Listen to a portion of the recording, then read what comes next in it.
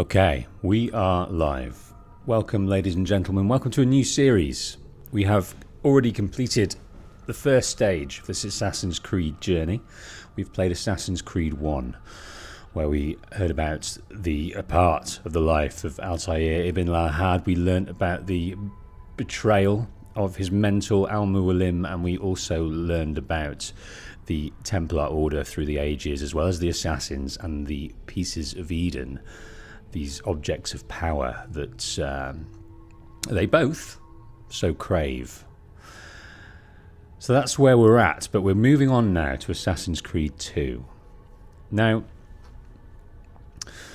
I thought we could perhaps watch Assassin's Creed Lineage first, get a sense of the prequel of the game, but I didn't realise it was so long. I thought it was about sort of 10-15 minutes, but it's a good 30-40 minutes. So, predominantly, Lineage is about the life of Giovanni, our protagonist, Ezio's father. So you see here on the Ezio Collection, the story of this runs from 1459 to 1476, all within the Italian Renaissance, and there's a little bit of a crossover between the life of Ezio Auditore da Firenze, and that runs for a good 25 years, if my maths is any good at all. 25 years. So it's a sprawling saga that we're going to undertake. But we're not going to do that. So what I've done is I've put a link down in the description of this video with a link to Assassin's Creed Lineage, and you should watch that. People that are watching live, don't bother, watch it afterwards, but people that are catching it after the event, please do watch that first, because that'll give you a sense of his family, the world, and the plots behind this sort of world in Renaissance Italy. It's a great setup. So we'll reference that as we go through the video. But first of all, hello chat, how are you going? Pascal, Connor, Brock, Leo, Amazon Alex, welcome to the stream. We are undertaking the journey of Assassin's Creed 2. Okay, so it's a new series.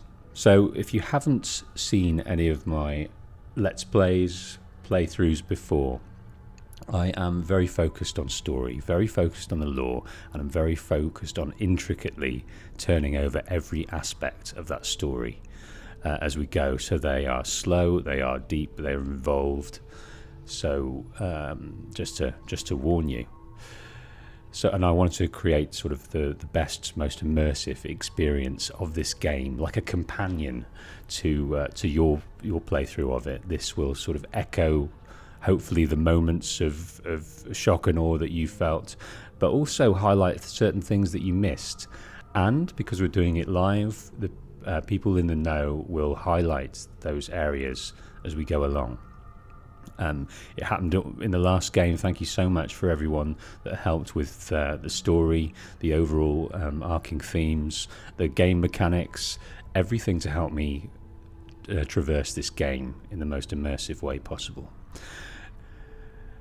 Now, it's been a few years since I've played Assassin's Creed 2, so I will rediscover certain bits as well. So this will be, I'll be inputting my knowledge, but I'll also be uncovering things as well, and I'll be doing everything. So, without further delay, we shall start the journey of Assassin's Creed 2. Okay, let's go.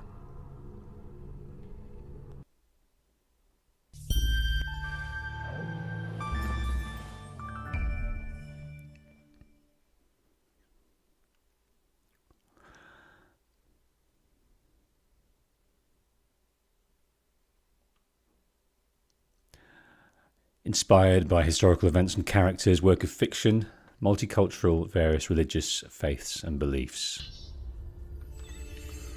Okay.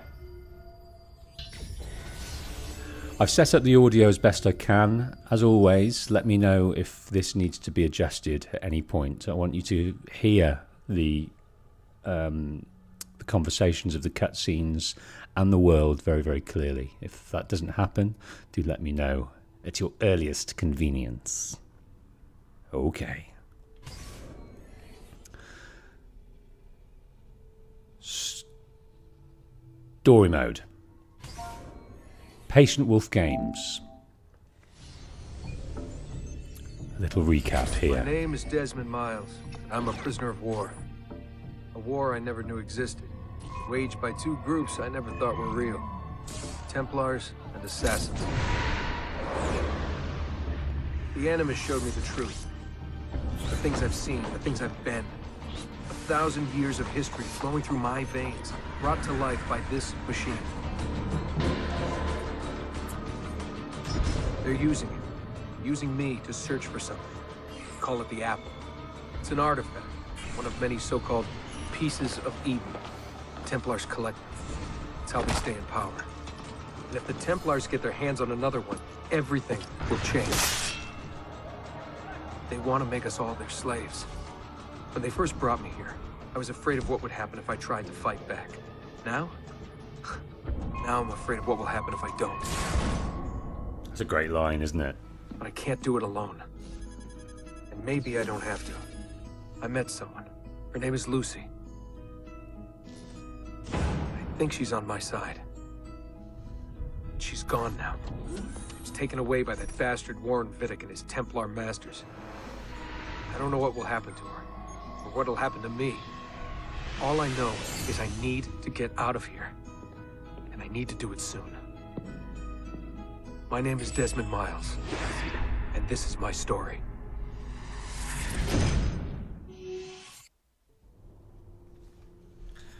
Okay, we start where the moment we left off in Assassin's Creed 1. Him discovering, Desmond discovering that he has this power of eagle vision. He also has this affliction that will become evident, and that is the bleeding effect. All kind of things he's learnt and contracted from his time in the Animus. A tool that lets Abstergo see the past lives, ancestry of Desmond Miles.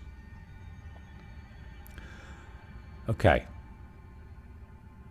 Lucy, we need your help. We have to go. Lucy, where have you been? Why did they... Now! We're still in this room. We've been here for, I don't know how long. Days. We've perhaps lost time. It's easily done when you're in the Animus. But what happened was, at the end of the last game, the powers that be of Abstergo instructed us, instructed Warren Vidic and Lucy that we were no longer needed. Our life is, Hurry, ended. And Lucy managed to stave off a stay of execution with a delaying factor. Desmond, come on.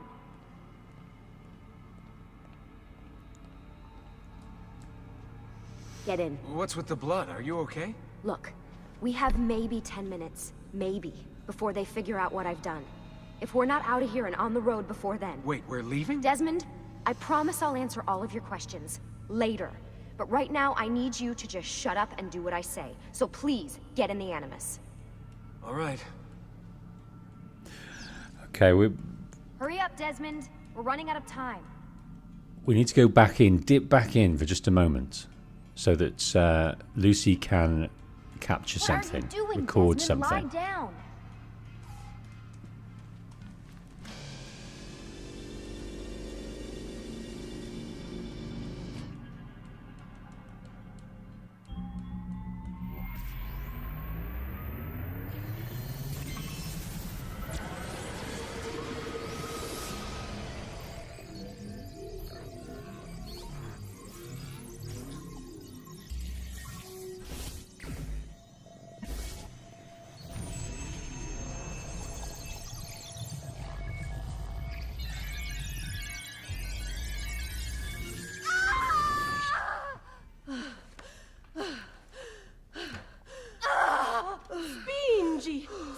Spingi. Di nuovo. Sì, sì, brava.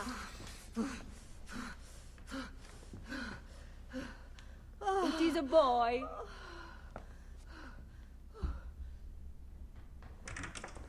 Oh, my love.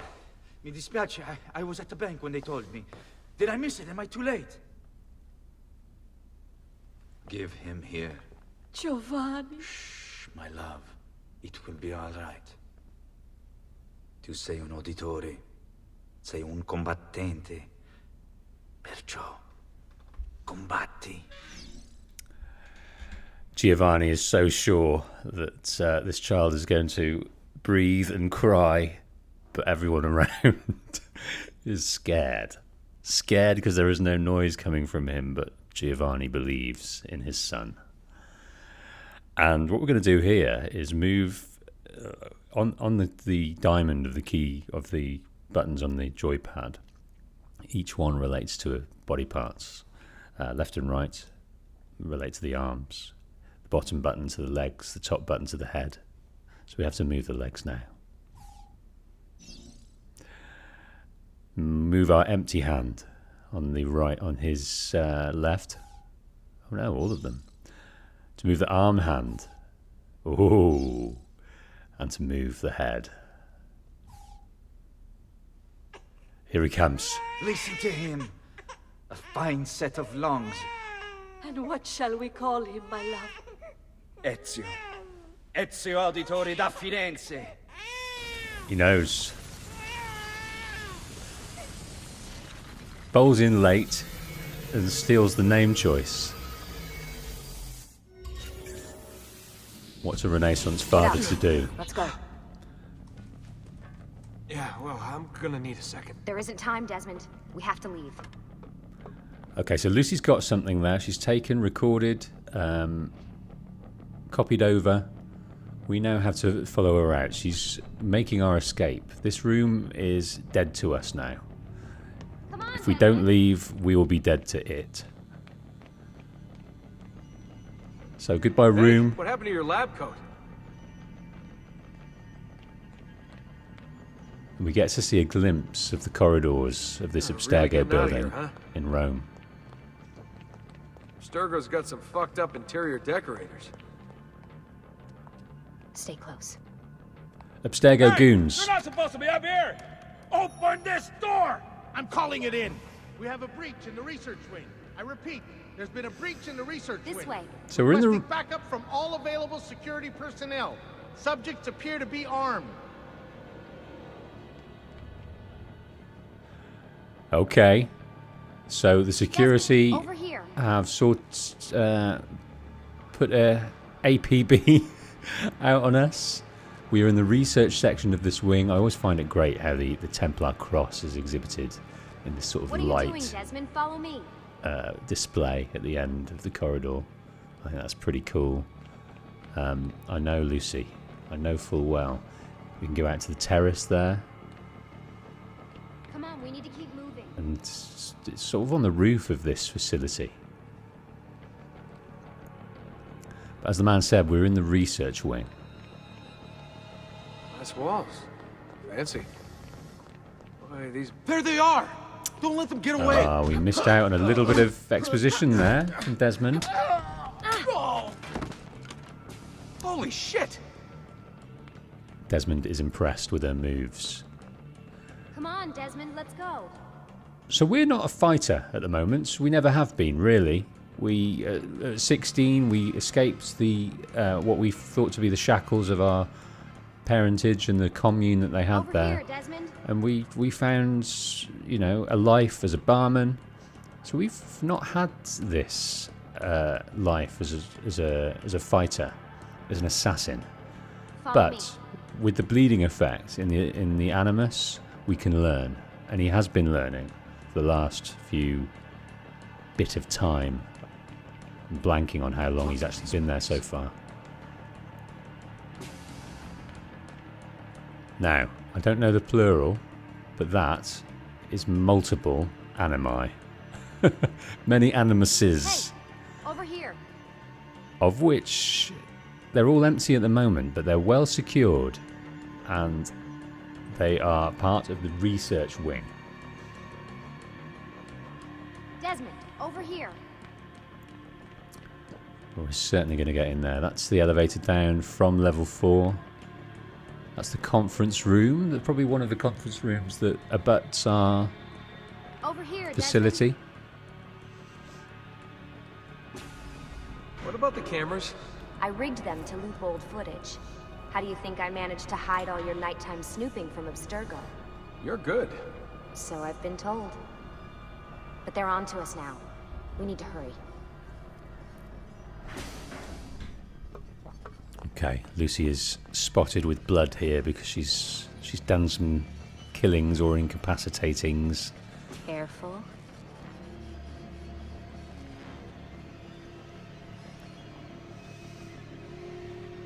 We need to get to that elevator on the other side of the room. Follow my lead, but keep an eye out for security. I'd rather avoid a fight. We can get into a fight here, but we can also mosaic our way through all these different facility bits. It's not like the Abstergo entertainment facility in Quebec. It's a bit more sort of industrial than that. No nice booths with trinkets within it. This is very, very sterile.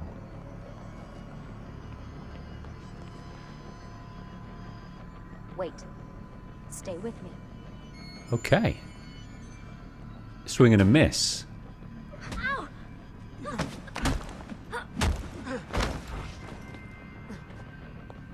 Lucy could have handled that. Look at all the animi. What the? How many of them are there? Stay close. Is it Animuses or Animi? What do you think, Lucy? I think Lucy, animi Let me works handle this, beautifully. Desmond.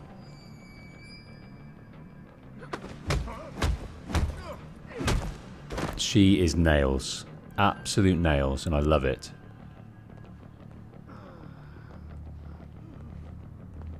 What do they need with all of them? Desmond.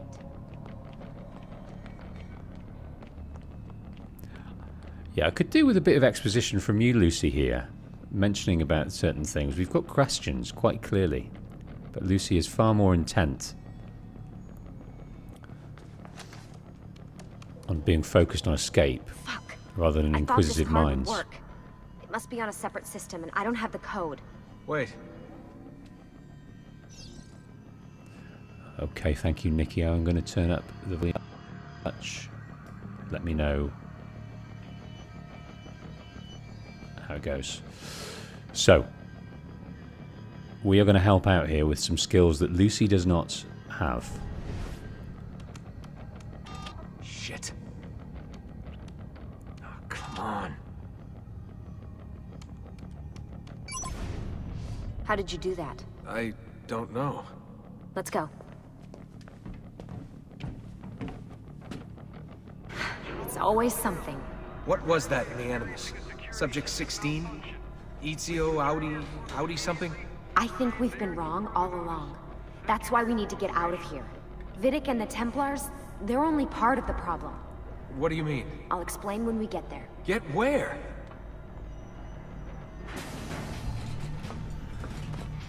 Vidic and the Templars only part of the problem. We need some explanation, but now we need to get our fists out.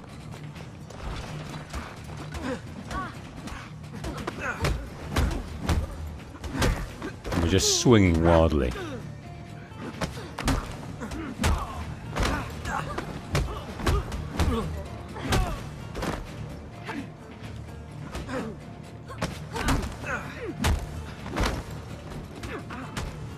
Trying to block as we go.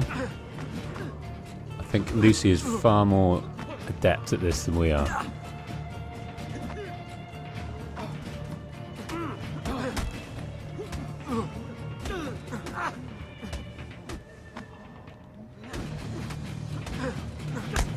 Oh, where'd you pull that move out from, Desmond? Eardrums pierced. Abstergo goons incapacitated. Okay, we were in the parking lot quite clearly. Altezza Massimo. I don't know what that means. Is that the place or is that an obstruction? Maximum height, probably. Get in.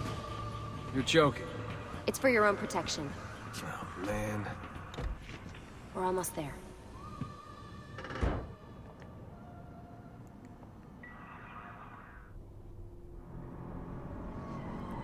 Right, we're out. We're out of the Abstergo building, but we've no idea what we're doing, where we're going. But anything's better than there, waiting to die.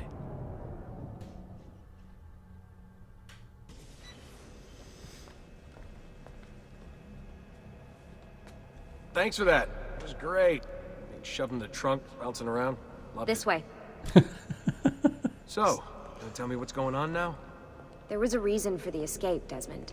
Figures. We need your help. For what? Another treasure hunt through time? Abstergo's gonna replace their Apple of Eden. The map your ancestor found guarantees it. The other assassins, they'll do what they can, where they can, but What? What is it? we're losing this war, Desmond. The Templars are too powerful, and every day, more of us die. I still don't see how I fit into things. We're going to train you. Turn you into one of us. What? No. No, you've seen me in action. I'm no good at this, and even if I was, it would take months. Years even. No, not with the Animus. Not with the bleeding effect. But I'm just one guy. Sometimes, that's all you need. So that's why you found him.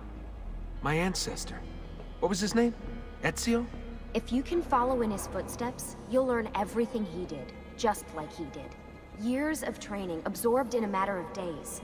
You broke me out of Abstergo and brought me here just to make me an assassin? Come on, we need to keep moving.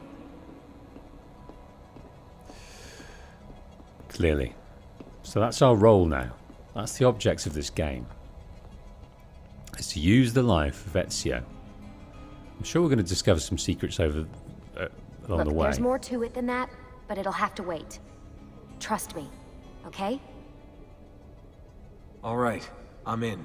Tell me what you need. Really? You're sure?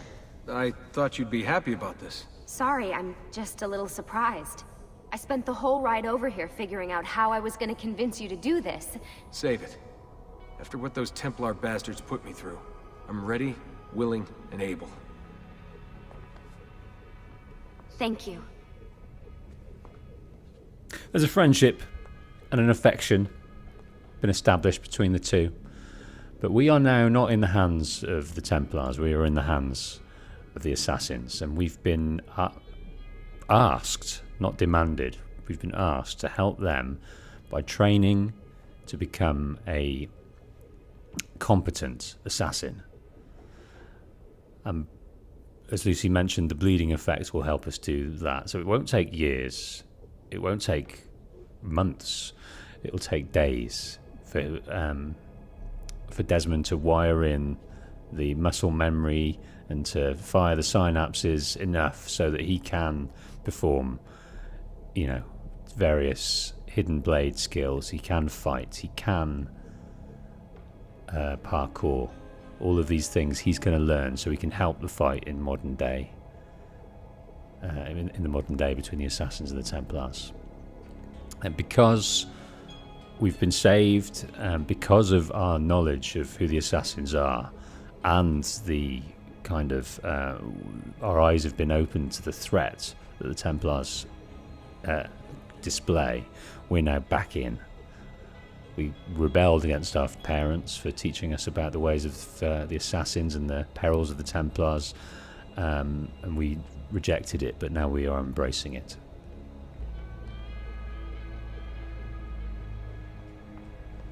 Lucy, you made it. God, it's been so long. 7 years, can you believe it? Indeed. Welcome back. So this must be the infamous Subject 17. Desmond Miles, was it? Who are you? I'm sorry, where are my manners? I'm Sean Hastings. This is Rebecca Crane. Nice to meet you, Desmond. Right, well, it's been lovely chatting, but if you don't mind, Desmond, it's best we get straight to work. Time is precious. Doubly so these days. We've got everything set up and ready, Lucy. Just say the word and we'll get going. Here, I brought you something. A parting gift from Abstergo. Whoa! The memory core! This is amazing. With their data, things are gonna go a lot faster. I'll get to work on merging the code. Okay, we've got some excited, buzzing industry going on around us in our new home. Here in Rome still, we can look outside and see the rooftops of our home. And Lucy has probably not seen these guys for a while. She's been deep inside Abstergo. Undercover?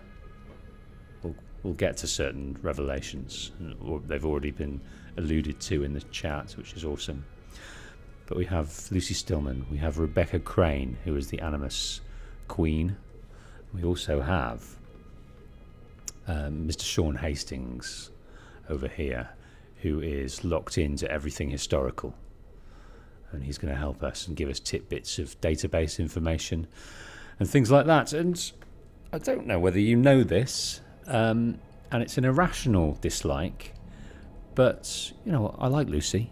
I like Rebecca. As a character, Mr. Sean Hastings irritates me more than I can possibly say.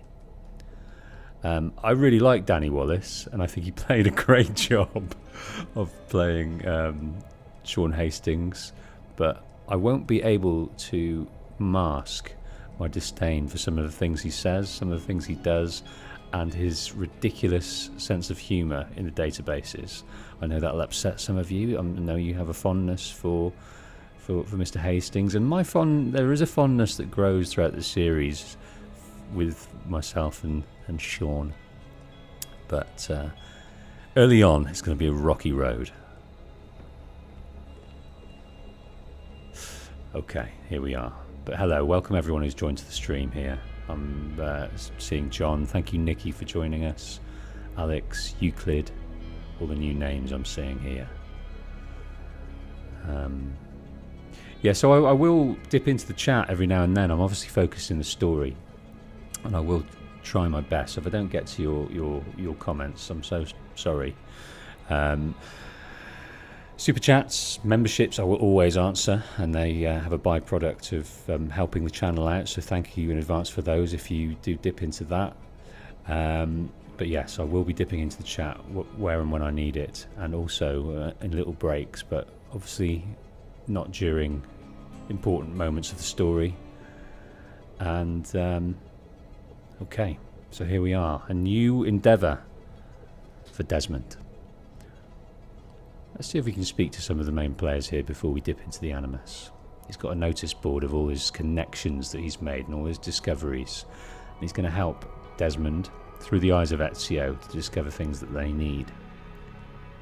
We've got Da Vinci down here. We've got the different houses of Italy, the Doges of Venice,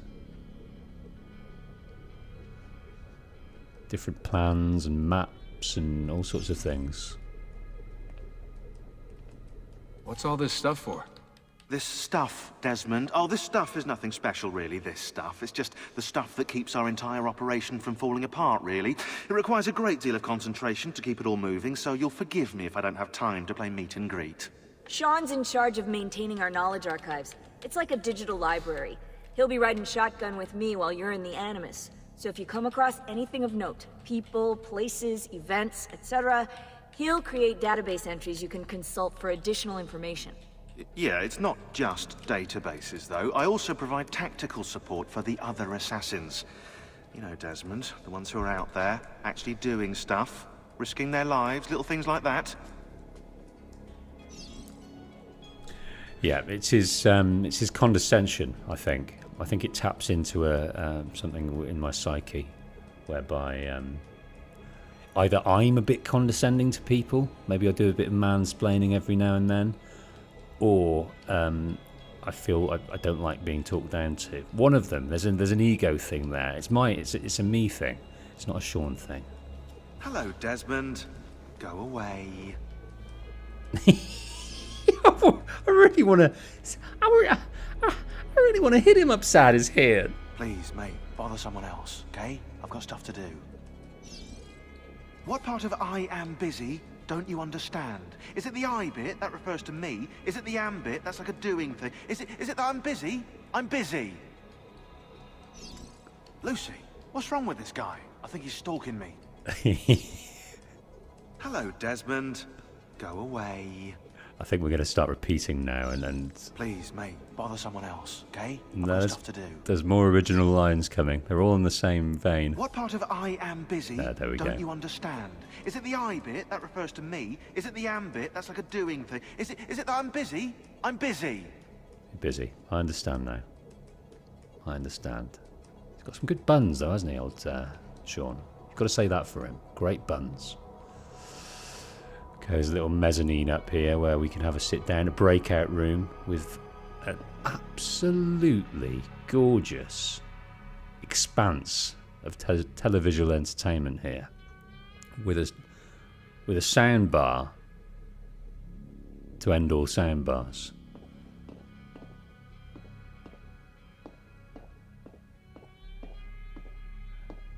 Right, we get to see we are in Rome. So we're obviously in sort of a historic section of it. Cracking ornate radiators. I mean, it's a beautifully decked out sort of loft type concern. I don't know if they're renting it. I just don't know. But it's absolutely beautiful. And a nice double bed. For some reason. I don't know who that's... maybe it's whoever needs a nap. I don't think they keep business hours over here in the world of the assassins.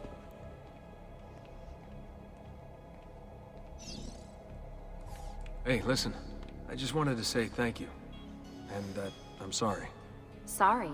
Yeah, you know, before. Everything at Abstergo. It was just... I wasn't ready. It's okay. No. Going through all that.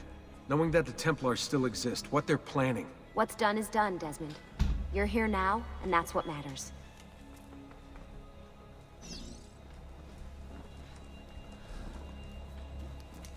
See if we understand any more here. Lucy, I've been seeing things. Symbols in my bedroom. The code on the keypad. Just like Altair. It's from the bleeding effect. You're taking on more than your ancestors' memories. You're taking on their skills, too. In this case, eagle vision. Skills? You're more receptive now. So if all goes well, everything Ezio learns in the Animus, you'll learn too. You really think this will work? That I'll become an assassin? You already are an assassin. You'll just be better at it. Yeah, hopefully much better at it. I mean, seriously, I saw the tapes from Abstergo. You didn't even try and escape. What a dick. He's a fucking dick. Okay. Yeah, so we've got Rebecca Crane here, and I think the reason I warm to Sean a bit more over the series is, you know, this is quite a significant spoiler, but I'm going to drop it anyway. They start a relationship, and obviously there's a proximity for work as well. But I think the rough edges are very much smoothed by Rebecca as time goes on. But I love Rebecca in a platonic sense. I dearly love her. She's probably one of my favourite modern day characters. She's got that nerdiness about her, which I like. Right, so we need to find an area where we can hear what she's got to say. And I'm a big fan of her one glove going on. I don't know if that aids in her techie pursuits. I think it might be that she's got a Michael Jackson fixation myself. Come on, I need to find the sweet spot. There we go. Sorry, Desmond. I've got some stuff to take care of. We can talk more later. I wish to talk now, Rebecca. Oh no, that was Lucy. I'm trying to get the sweet spot here. Here we go. Hey, Desmond. What's up? Just wondering what your role is in all this. I take care of Baby. It's my job to keep her up and running. Baby? You mean the Animus? Actually, I prefer Animus 2.0, since baby's twice as awesome as anything you'll find at Abstergo. The Templars might have deeper pockets than us, but they've got no ambition, no passion, no competitive edge. That's why, even with all their resources, anything they can do, I can do better. Faster, too. Anyway, take a seat when you're ready, and we can get started. I just need to make a few more adjustments.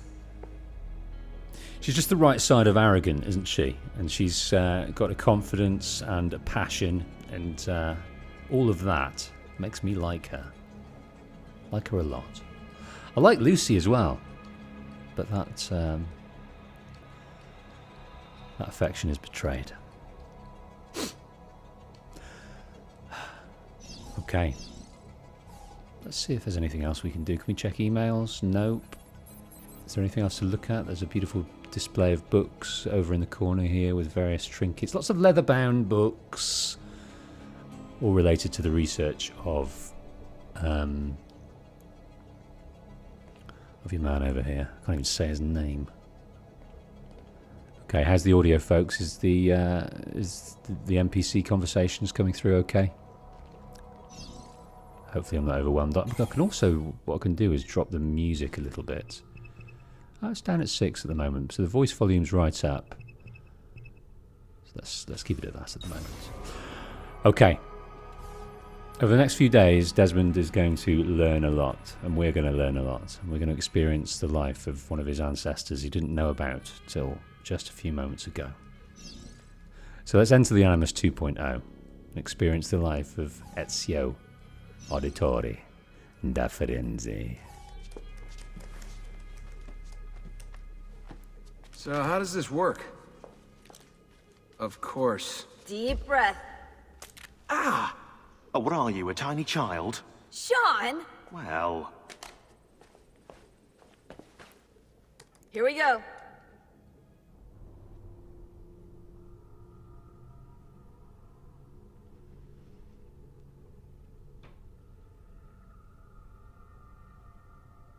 Nikki, I always like her. That's what he said. I always like that. So do reference what that was concerning, because I'd hate to miss out on it.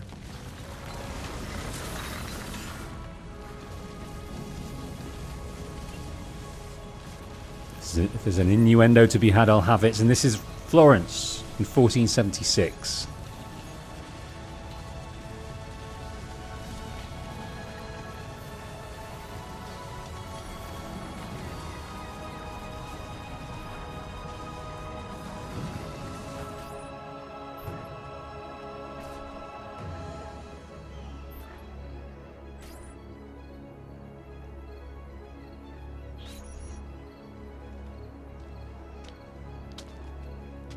Here he is. Here's our guy.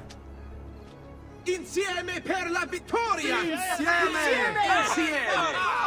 Silenzio, my friends! Silenzio! Grazie. Do you know what brings us here tonight? Honor. Vieri de Pazzi slanders my family's name and forces his own miseries upon us. If we... Enough of your nonsense, Grullo! Here he is. Buonasera, Vieri. We were just talking about you. I'm surprised to see you here. I thought the Pazzi hired others to do their dirty work. It's your family that cries for guards when there's trouble, Gottardo. Afraid to handle things yourself? Your sister seemed quite satisfied with the handling I gave her earlier. Ooh, sauce, bit of sauce. Uccidetelo!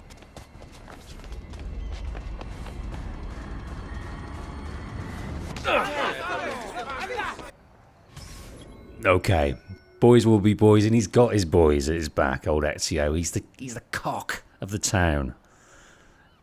His old Ezio, he's got his friends who hang on his every word. He's a part of a prestigious, not the most prestigious, but a prestigious banking family. So he's not, you know, the family doesn't make ends meet. They're very rich. He's had a very privileged upbringing around here with very rarely any discomforts or tragedies or anything. He's got a loving family, and to pass the time, he has formed the kind of the enemies of his father, which is the Pazzis, who are another. I think they're a banking family, but they're very, very high up. So, fight Vieri de Pazzi's men. Boys, really.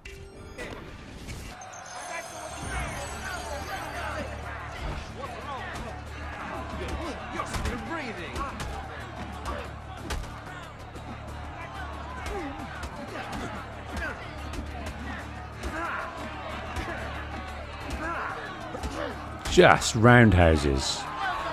So we're locking on where we can.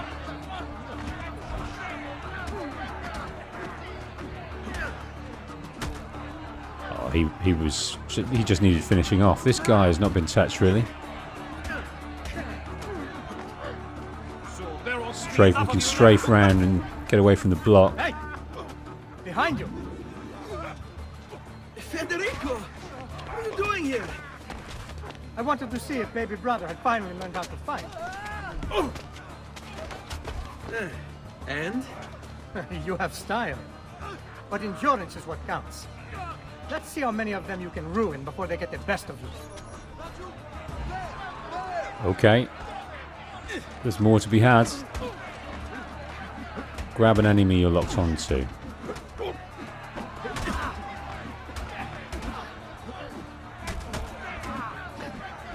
Let's see if we can throw him over. Yes, we can.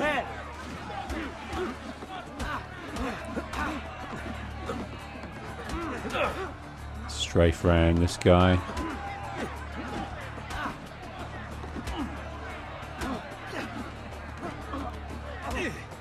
Oh, they're having a word. I think I need to finish off who needs finishing off. Let's strafe round these guys. Come on, I need some help over here. Fall back! Fall back! I think we could have kept going. Hold on. What? For a while. Won this? Your lip. Just a scratch. Let the doctor decide. It's not necessary. Besides, I've no money for this doctor of yours. Wasted it on women and wine, huh? I'd hardly call it wasted. Lend me some florins then. Or have you done the same? Search them. There's bound to be something in their pockets. So for the first time in the series, we have an economy system.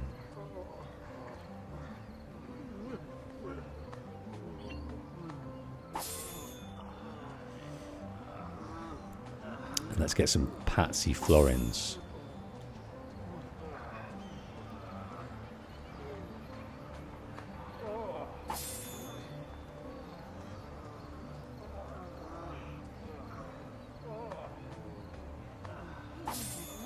It's a good economy system as well. It's not without its flaws and its shelf life.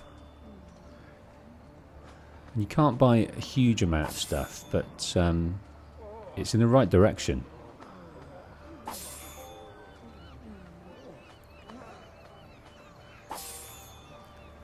Okay, I'm running out of bodies to loot here. We've got to get 200 florins. Va bene. That should be enough. Let's get out of here before the guards arrive. Here we go, our first database.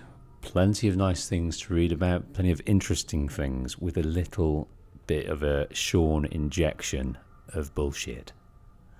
So let's experience that. And we know when it's coming as well. And we can almost skip it because it's like a...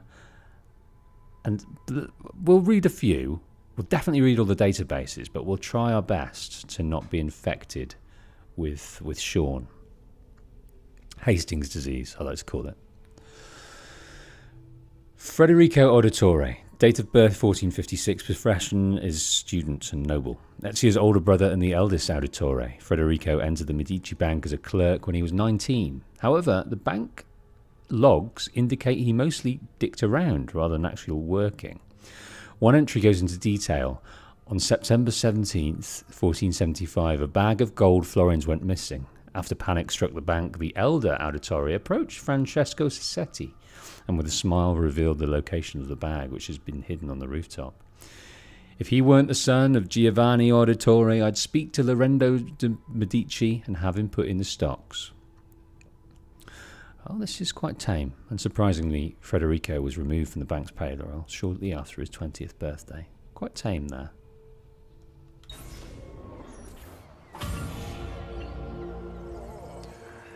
Okay, boys will be boys. Let's go and speak to Federico. Lots of writhing Pazzis adorn the floors of this beautiful bridge in Florence. So the next available memory is always shown on the mini-map, but I always find it they don't sort of highlight what the next mission is. So unless you think very carefully and remember very carefully what it is, you can often be surprised where the next mission is coming from. It's just a little mark without sort of saying, and next up, blah, blah, as some games do, which keeps you on track.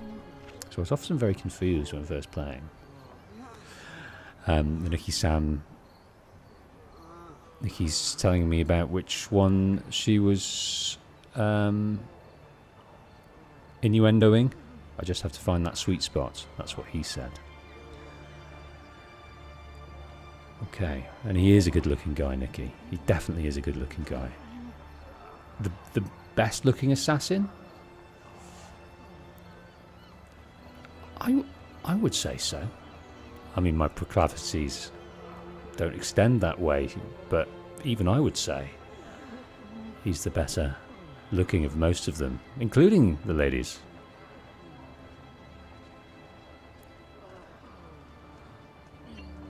Oh, Sparrow's come in there with Arno. Yeah. Oh, and Edward Kenway. There's a slew of handsome men in this game. A slew. Hurry, Ezio. The sooner we're done with the doctor, the sooner we can sleep.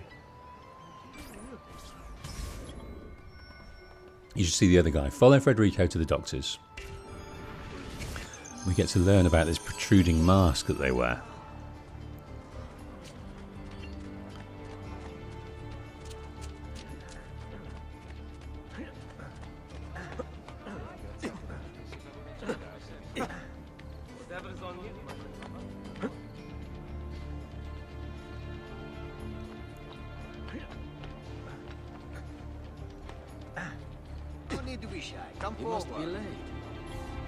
Okay, we're in the square of Santa Trinita, constructed over an existing church in 1258. The Holy Trinity is known for its Sassetti Chapel, which is decorated with frescoes of the life of St. Francis by Domenico Ghirlandaio. Sorry, I'm going to murder some Italian pronunciation here, but I'll give it my best shot. A painter, most famous for his brief role as one of Michelangelo's teachers. Santa Trinita was the mother church of the Vallombrosan order of monks. Okay, a very serious group that strictly enforced both poverty and silence for life. Despite the beauty of the Santa Trinita frescoes, very few Vallombrosan monks are likely to have seen them, on the account of the fact that the monks received beatings for going outside their monasteries. Well, she must be It's beautiful. a tough life. Ben trovato, Doctor. Fratelli Auditori, why am I not surprised? You've made quite a mess of yourself, young man. It's nothing, really. You must help him. That pretty face is his only asset. Fottiti. His face is well known for its prettiness. There we are. Now get out of here. Grazie. This way. Quite a night. Indeed. I only wish they were all as much fun. Oh, wait. They are. It's a very hedonistic life he leads. Right, let's find the databases wherever they are. So we can read about doctors here. So we can pay the doctors for a good healing. That's good. I think the mechanic of this is you need to heal each time. And I think there might be healing potions you can buy. It's not healed automatically over time if you're out of combat. in this particular game, I believe. Diagrams of the human body and the printing press influenced Renaissance medicine greatly, which had in turn been influenced by Arabic medicine during the Middle Ages. By the 15th century, science had already begun its slow climb towards being more relevant than spirituality in the field of healthcare. However, many people stubbornly clung to old ways, visiting local mystics instead of doctors. After the plague ravaged Europe in 1350, many doctors dressed in special plague gear to treat patients. To prevent contamination, they wore a cape coated in wax and a primitive gas mask in the shape of a beak. If I'm not mistaken, there is a representation of a serial killer, some kind of serial killer in the game that wears this, and I don't know why they haven't done it in popular horror, because that is, to me, that's really scary. We should head home, Ezio. Father's sure to be wondering where we've gone. Yes, and I'd rather avoid a lecture. Up for a little race, then? To where? Roof of that church. Okay, Nicky, it's Jack the Ripper, is it? Great. So, let's win or lose a race against Federico. On the count of 3. 1, 2, 3. Baby brother still has much to learn. Come on, Tartaruga. Oh!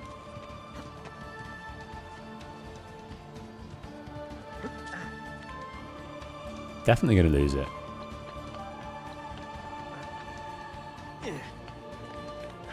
It matters not. Oh, that was close. But we've got to win it. The cutscene won't allow it otherwise. So our first failed mission, our first desynchronization. There will be a theme. Baby brother still has much to learn. Goodness. He got a little bit of a head start there, didn't he? Come on, Tartaruga. Okay, here we go. Oh! There we are. Come on then, this way. Where are you going? You'll see.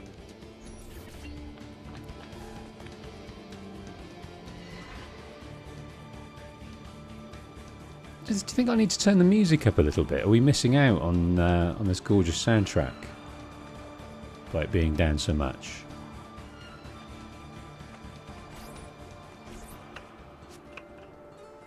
It is a good life we lead, brother. The best. Best. May it never change. And may it never change us. It's sad, but they do have it easy. They have an easy life. They have a privileged life.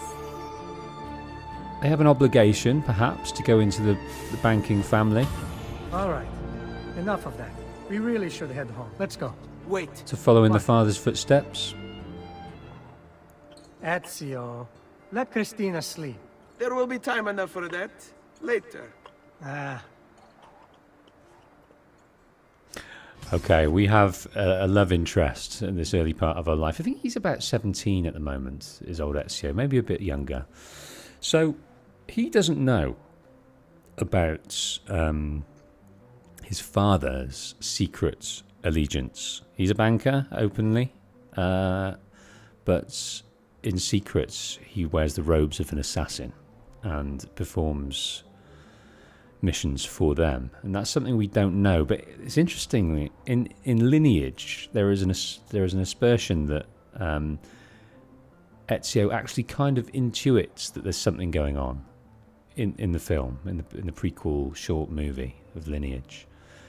He sort of spies on him a little bit. He sees this, sees that, and there's a sort of knowledge and a knowing to be had. I cannot remember if Federico knows just yet about his father. Maybe he does, but Giovanni is waiting for a little while, but he has a special interest in his son, and he can see the natural skills that he has, namely his eagle vision that he keeps, that he can't really explain why he has it and doesn't explain it yet, but the father has noticed.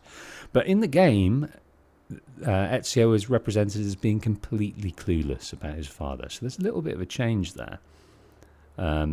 It's an odd change as well. I imagine the film was made after the fact.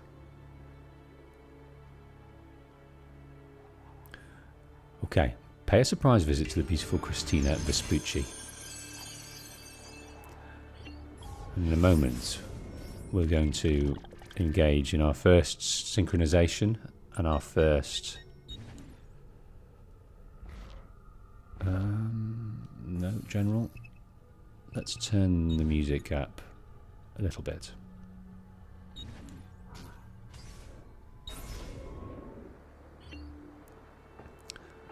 Okay, synchronize. Let's have a little look round first. I'm forgetting the buildings. There's the Duomo, if I'm pronouncing that correctly. I can't remember that place over there, but that is the scene of quite a historical death that we will encounter. But yeah, Florence is his home, and in his young mind, he feels like he owns the place.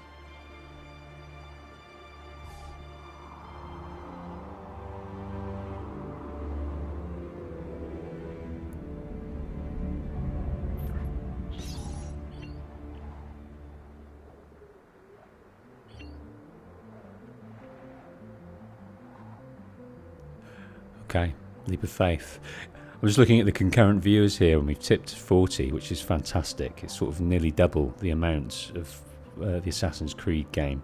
Hopefully we've garnered a few more viewers of the stream going forward. Maybe it's the calibre of the game. Hopefully it's a bit of both, but thank you so much to everyone who's turned out and commenting in the chat. I supremely appreciate it, and I'm going to be continuing streaming, and I hope that it grows, and I hope we can reach more people and journey through these games in this immersive manner going forward. So if you know anyone that will appreciate it, do share it on your socials, share it on your conversations with your peers and everything like that, and thank you so much. So our very first leap of faith. I love it. 73 more to go. 72. Keep looking! He couldn't have gotten far!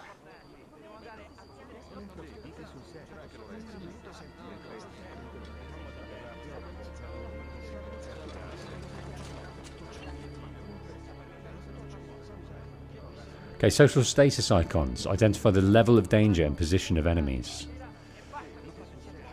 We can use a contextual camera to have a little look around the place. Hide from enemies in haystacks and wells and various other gameplay mechanics of stealth.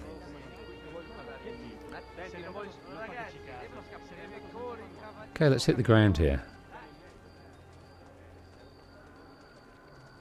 These beautiful floral carts destined for the perfumeries of Renaissance Sicily. Love it. Might be dyes as well, I'm not completely sure. Okay. People are aware, but we can give them a wide berth, I think. Palazzo Auditore. Okay, we were going to suffer being discovered there. So it's completed in 1473. The Palazzo Auditore is notable for its rusticated stonework and Roman pilasters. Giovanni Auditore designed the palazzo himself, based on initial sketches by Leone Battista Alberti. Now I wonder if that's... There's an Alberti that comes up in a minute, and I wonder if that's a relative. Once built, the palazzo became a fixture of the Santa Maria Novella district. Lorenzo de Medici mentioned it in a letter addressed to Giovanni, dated 1474, that he admired the facade's lack of ostentation. Don't seem to be getting much of... Okay. There's an art store over there, a doctor. Fine, suffer! Laggiù, he's there. Oh dear. That stupid bastardo! Right, let's run. You won't get away.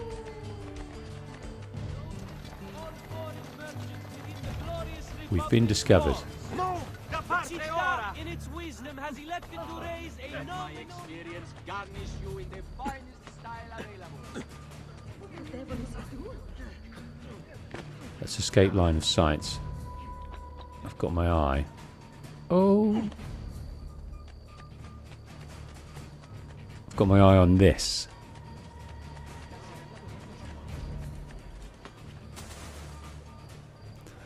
Okay, we're also in the vicinity of a blacksmith and a tailor as well.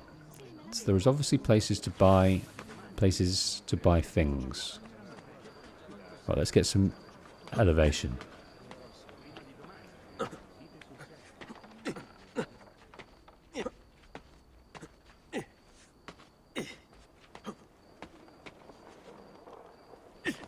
Have you been drinking?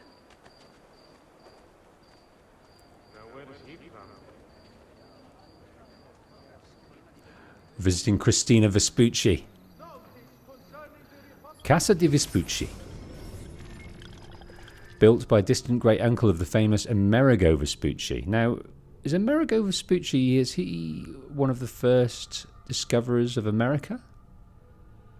I believe he is.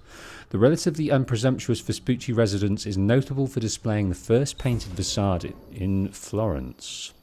Missed the end there. I'm sure we can live with that. Christina! Who's there? Me! Oh, Ezio. I should have known. May I come in? Fine, but only for a minute. A minute is all I need. Indeed. Well, wait. A minute's all I need. And then I will be gone. Come here. Oh, Ezio. Let's go in for a deep. Oh no, I've missed my window, so we only got a little cuddle. PG-13. Yeah, well, definitely undress her. And the camera moves away to the candle. And he managed from there to blow that out, which was impressive. Christina! Christina! Svelia! Your tutor will be here soon. Come, my daughter. Is it really so terrible that... Figlio d'un cane! What is this? Figlio d'un cane! I'll kill you! No, that's not necessary. Guards! Guards! Voglio la sua testa! Ora! Get him! That's really Okay, we'll find out about Christina in a minute, but I think, I don't know, I'm a bit slow on the uptake with this You type have of me thing. confused with someone else. But I think he may have had sex with her. Some things. I'm mostly innocent. Okay. Need to lose line of sight and get some elevation. Let's try here.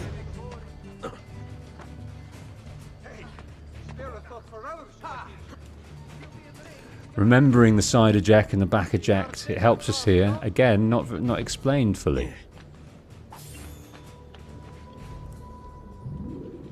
Okay, but we have escaped.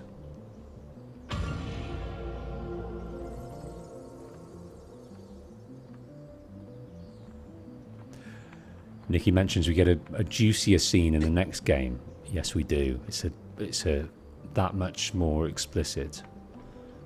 And I think they definitely have sex in that scene.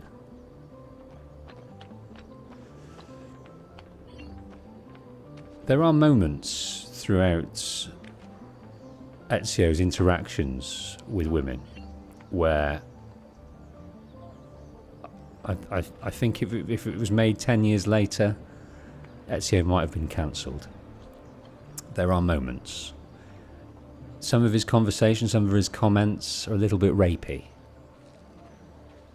But, you know, I never want to... I never want to say that as an excuse, but it was a different time. The Renaissance. It was a very sexy time. but many of the representations of women are, you know, most of them, if not all of them, bar his sister and his mother, are sexualized quite significantly.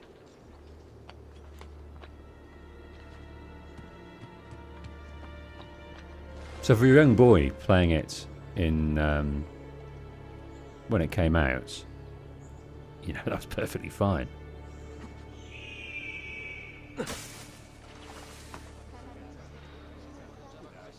Okay.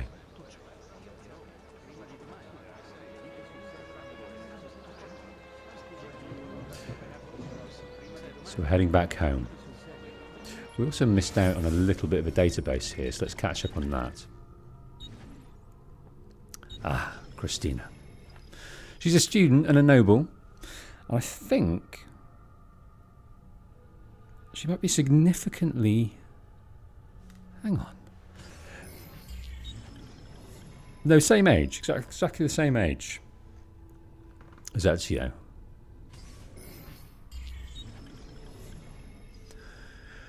She was a well-known Florentine beauty and a favourite of painters, most notably Botticelli, who used her as a model for several of his paintings. Records kept by her father's guards indicate Ezio visited her frequently and that he was unbelievably dexterous, as the guards were never able to catch him trespassing.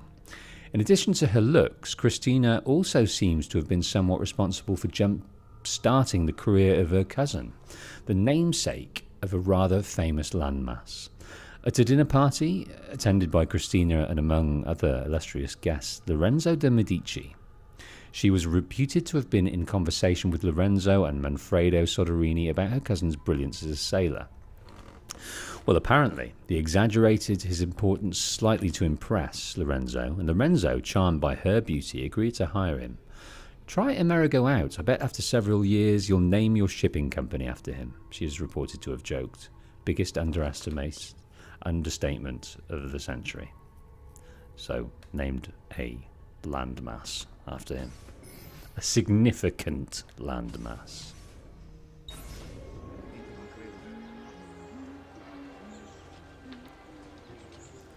Okay. Daddy.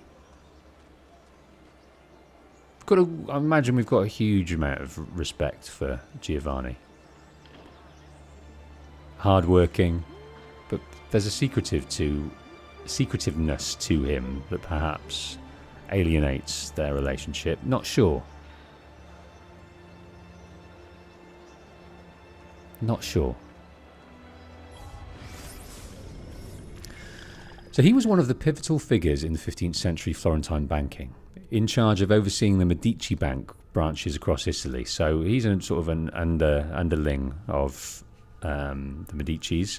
He kept the Medici machine running while Lorenzo was busy with the government, extending his reach out into the international operation. It was Giovanni who first noticed the problems with the Leon Bank, causing him to alert Francesco Sassetti, which saved the branch. Such a great talent was well rewarded by Il Magnifico. Okay, so that's Lorenzo's other name.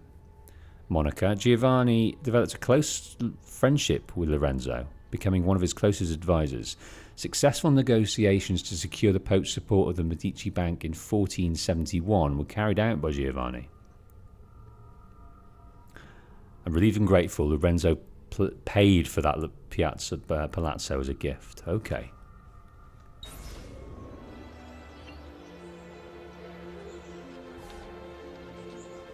Good morning, Father.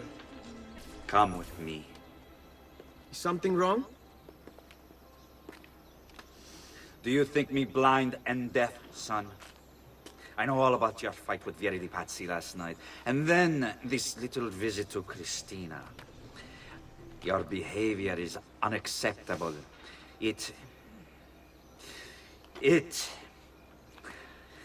reminds me of myself when I was your age. I assume these misadventures won't interfere with your work today. No, Padre. Avete la mia parola. I've prepared some documents here for Lorenzo de' Medici to review. I need them delivered to him. With haste, Father. Return to me when it's done. Okay, deliver Giovanni's letter to Lorenzo de Medici. We will do. We certainly will do. Yeah, there's gets into trouble, Ezio, because he's cheeky. He's one with the ladies. He likes to climb things, more things than perhaps is allowed in this historical town. And he doesn't always follow the rules. And Giovanni has been probably instructed by his mother to dress him down on a number of occasions, but you can tell he's got a soft spot for him and his ways that he doesn't want to stifle. He values that playful nature and his rule breaking a little bit.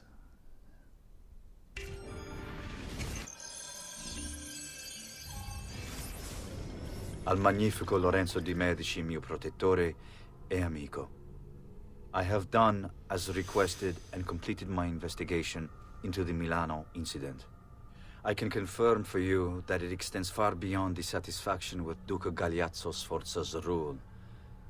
It is my belief that other parties, desirous of far greater gains, manipulated events in such a way as to achieve their goals without being revealed themselves. Lampugnani, Olgiati, and Visconti are guilty of the crime, to be sure. And they have met fitting ends for their betrayal. But several other noble families are implicated as well, our own Francesco de Pazzi among them. Their cause and motive is not yet clear to me, but initial findings indicate a plan, the scope of which is sure to disturb you. Best we continue this conversation in person, as I am hesitant to put my suspicion to paper. Reply with a place and time, and I will meet you there. I have also ordered Francesco be held by the Gonfaloniere until we can clear up this matter. Yours in confidence, Giovanni. So he's stifled the freedoms of a very, very powerful family. Doesn't allude to him being an assassin, but it does allude, I think, to the Milano incident, which is referenced in Lineage. They have punished some people for the crimes, but the Pazzis are implicated as far as Giovanni's investigations are concerned, and he has evidence enough, it seems, to place them under arrest. But that is not going to go down well. Powerful people with powerful money can buy them powerful freedoms.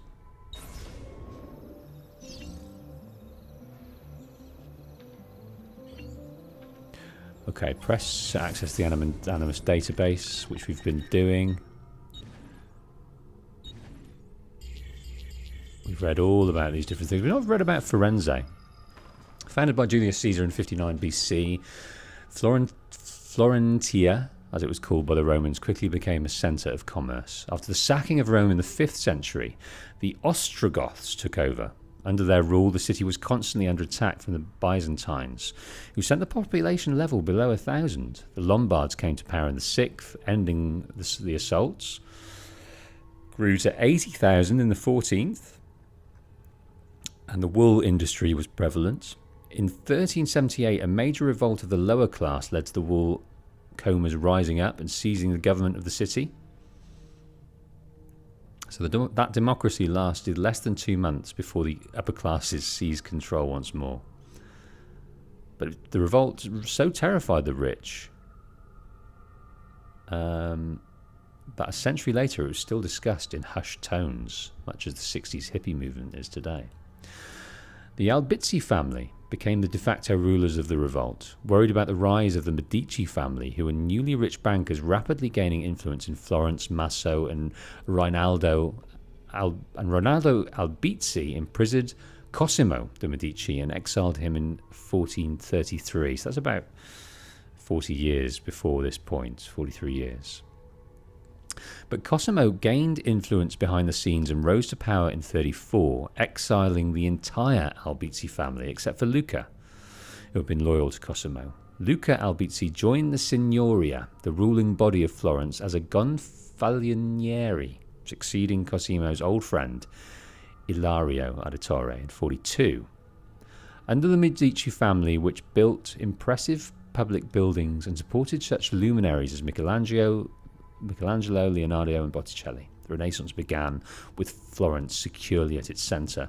Yeah, I don't know a huge amount about the era of the Renaissance, but the Medici, the money, is vastly responsible for the explosion in art and design, and basically funded a lot of opportunities and not a lot of development of creativity in that time, both architecturally, artistically, and culturally. So, although they're greedy little buggers, they have a lot. Italy have a lot to thank them for. The world have a lot to thank them for. And it looks like, although that money breeds power, and they obviously were very rich, very controlling, I imagine there was quite a bit of wrongdoing and oppression with that money. It seems that the Medicis are on the side of, inverted commas, good in terms of the assassins, whereas the Pazzis, they have a different relation to that spectrum.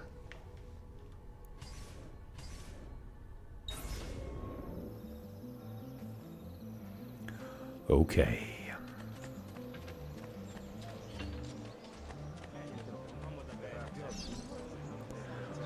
Watch out for the enemies of the Pazzi.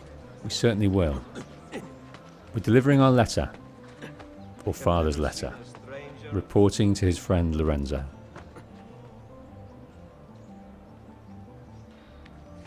We're going to keep locked into this story as much as we can. We've got plenty of databases to read, and we will read them all and understand this world as fully as we can, but we're going to stay intact with this story. And sometimes I'll need your help with that. Let's read this. I bet these guys can sell you weapons, armor, daggers, and ammunition. They even do repairs. That's Rebecca's contribution. So every Renaissance community needed a blacksmith. Swords, locks, pans, knives, nails, armor were all made from metal and all needed to be shaped. In addition, architectural ironwork flourished during the Renaissance as blacksmiths began to apply their practical craft towards making art. Just reading the chat here, a few comments on my accent and where that comes from. Thank you all so much for your kind words on my voice. And it's a voice that's developed over time. I started out as a video editor, and in doing that, I created lots of voiceovers as a placeholder. And I came into contact with a lot of voiceover artists, and audibly I heard about their intonation. And as I've got older, my voice has deepened. I've always had a deep voice. I've got Scottish and northern parents. I've lived in France, and I now live in the southwest of England. So it is a bit of my accent's a bit of a bastardization of lots of different influences over time. But no, this is my voice. A lot of people think it's AI, or I'm tweaking it somehow. No, this is how I speak. It doesn't sound so impressive in real life, and I was always so delighted when people said it was impressive, because that wasn't my impression. I think it might be the base of this mic as well, but it aids in the atmosphere of this storytelling adventure. So I'm glad about that. And welcome to Run Me Over, a new member and patron of the channel, who is also offered very, very kindly to start me off and perhaps curate a Discord. Discord is not something I've ever used or ever known the benefit of. So Run Me Over is going to school me in that, which is fantastic. So thanks so much for that. And how many do you use Discord, and how many would be interested in getting involved with a channel Discord? Let me know in the chat.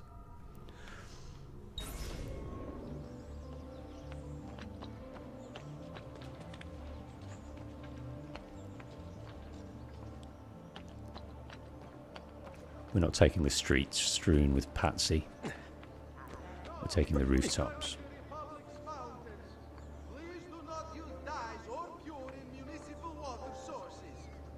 Remember, all tanning must be conducted outside the city limits. Offenders will be fined.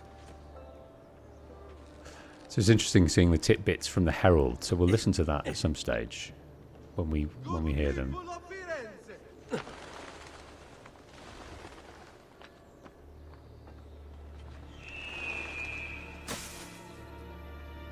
Why use a ladder?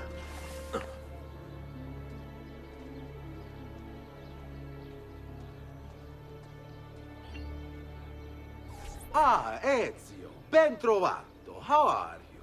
Come sempre. I have a letter for Messer Lorenzo. I'll see that he receives it when he returns. Returns? They've gone to Villa Careggi, I'm afraid, and not expected back for at least another day. I'll let my father know. Okay, so they have gone out of town, which doesn't help Giovanni at the moment, and that information, probably considered relatively urgent, is not going to be in the hands of the powers that be.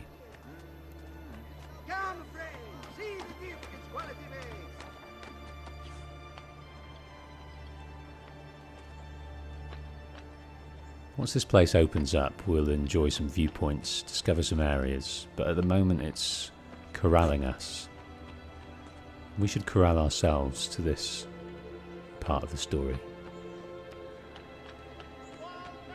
because it will be the most tragic, harrowing, influential moment of this character's life.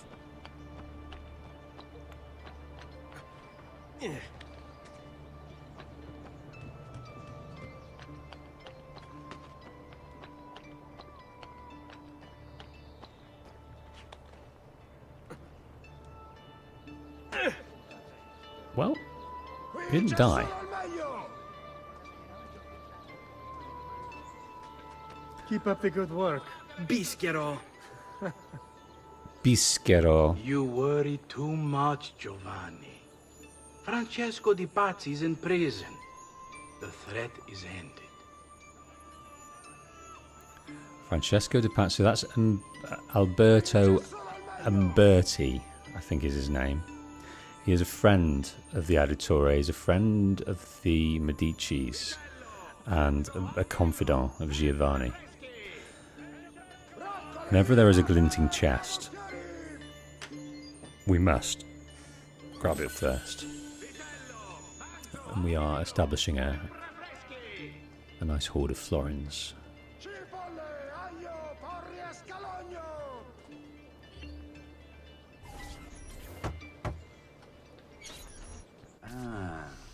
Hello, son. You remember my friend Uberto? Good morning, Gonfaloniere Alberti. To you as well, young man. I trust you delivered the message. Si, padre. But it seems Lorenzo is out of town. I did not anticipate this. What does it matter? So you wait another day or two. Listen, your mother and sister have been looking for you. I'll need you again in a little while, but for now, see if you can't help them. Are you sure? Yes, now if you'll excuse us. Good to see you, Ezio.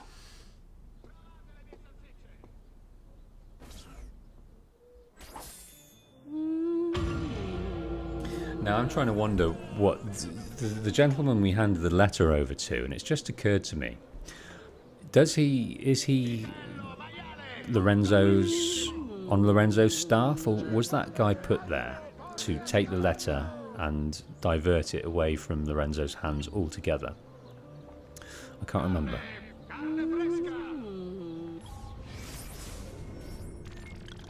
Okay. We're invited to look at the map, and we have 3 different memories, and they all represent 3 different special people. Brothers, mothers, sisters. What's this? Career assignment. There's plenty of things we can do. But at the moment, the city is foreign to us. And it probably, if you think about it, it probably represents the microcosm of Ezio's life at the moment. What's his father, his work, his friendships, all sorts of things like that, are probably restricted to a very, very small patch of Florence that he moved in. So maybe this represents his world right now. And then over the course of this game, that world is going to be opened up by his perception from these towers.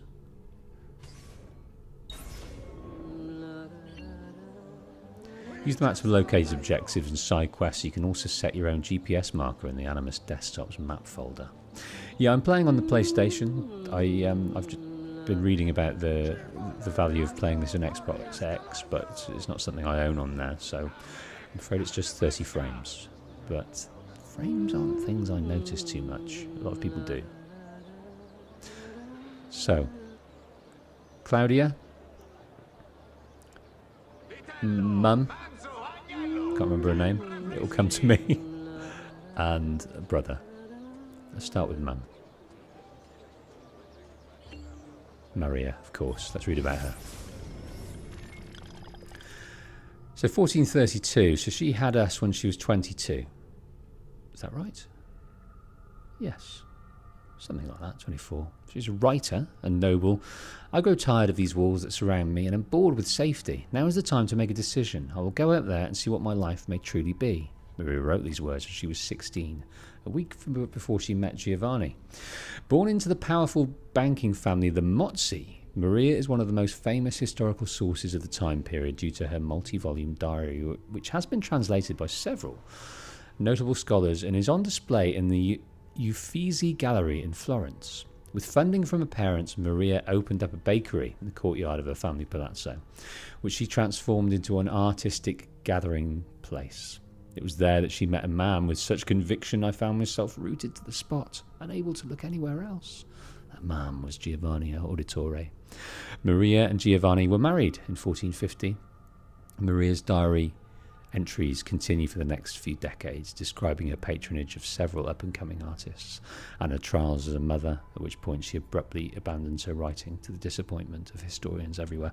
So, reading these databases, we haven't come across any of Sean's personality in these, which is surprising. So I might be confusing that with Brotherhood, is when his voice is introduced a bit more into it. But we'll keep an eye on that. We'll keep an eye on Sean. Okay, Mummy.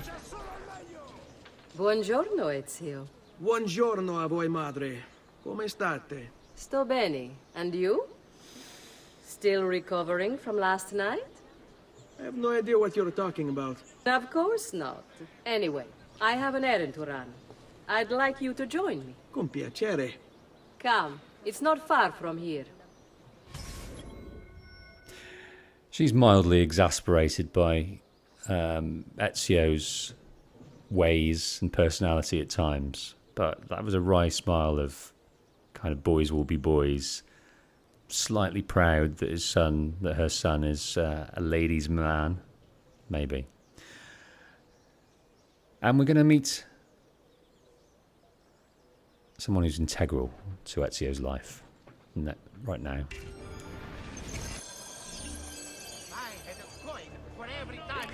Euclid commenting that Maria is a MILF. What fight?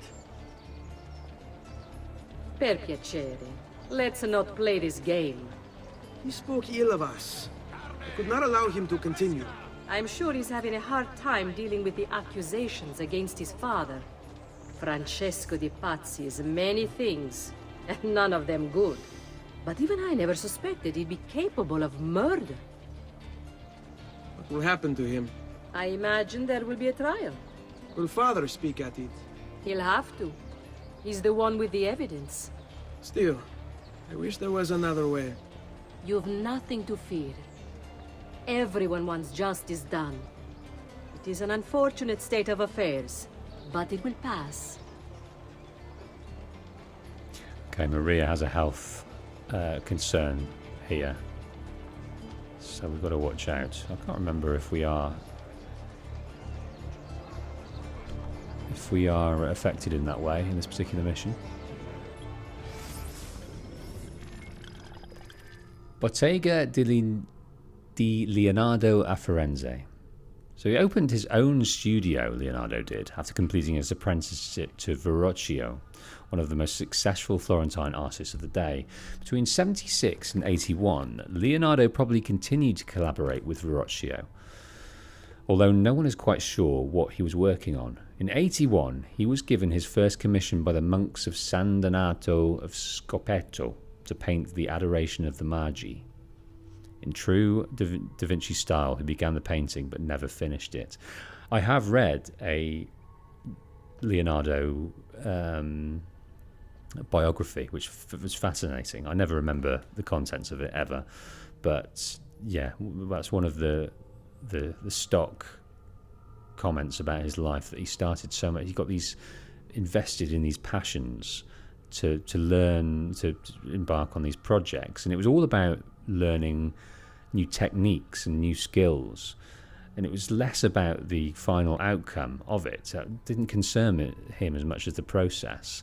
So sometimes when he got to the point where his mind was elsewhere on learning a new process or a new method of creation, he would not finish something. It wasn't about the end product, it was about the journey, which I think is pretty cool.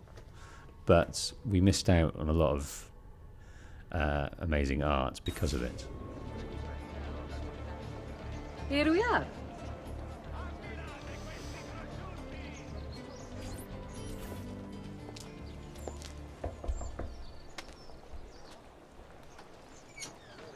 Hello, Leonardo. Madonna Maria.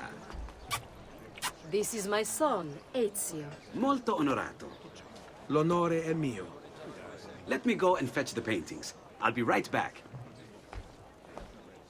He's very talented. Immagino. Self-expression is vital to understanding and enjoying life. You should find an outlet. I have plenty of outlets. I meant besides vaginas. Oh, she's got a potty mouth as mum. Back to your house then. Si. Ezio, help Leonardo, will you? What's he saying that to his son? Vagina. Goodness. So Ezio, what do you do? He's been working for his father. Ah, you're to be a banker. For now. And you, art was it? Truth be told, it's been difficult for me to settle. Painting is nice, but I often feel like my work lacks, I don't know, a purpose. Does that make sense? I'd rather contribute more practically, more directly. Architecture, perhaps, or anatomy. I'm not content merely to capture the world. I want to change it. Oh, Leonardo. I have no doubt you'll go on to do great things. Vi ringrazio, Madonna. That's kind of you. Okay, it looks like we are leading the way. Let's read a little bit about vaginas. Of course, I don't mean vaginas. About Leonardo. He's painter, inventor, designer, architect, scientist, engineer. His interests were vast. The legitimate son of a notary and a peasant woman, Leonardo da Vinci was raised in Tuscany. Like many destined to be superstars, he had no surname, Vinci being the town he was born. At 14, he was apprenticed to a painter, Verrocchio, who taught him chemistry, drafting, painting, sculpting, modelling. When he was 20, Leonardo established his own workshop and then travelled across Italy, eventually painting his great masterpieces, The Last Supper in 98 and the Mona Lisa between 3 and 7. During his travels, Leonardo studied the world with unquenchable curiosity, recording his observations in mirror writing within his notebooks. He created designs for a helicopter, tank, solar power, and a calculator, among others. He was also an engineer designing garrisons, cannons, and movable barricades. Yeah, one of the things I have learnt about Leonardo in the past, and I'm paraphrasing the contents, he used to, in his younger days, he would get paper wherever he could, and he was fascinated by nature and capturing it, but not just nature, capturing the techniques in which to make it so vibrant on the page.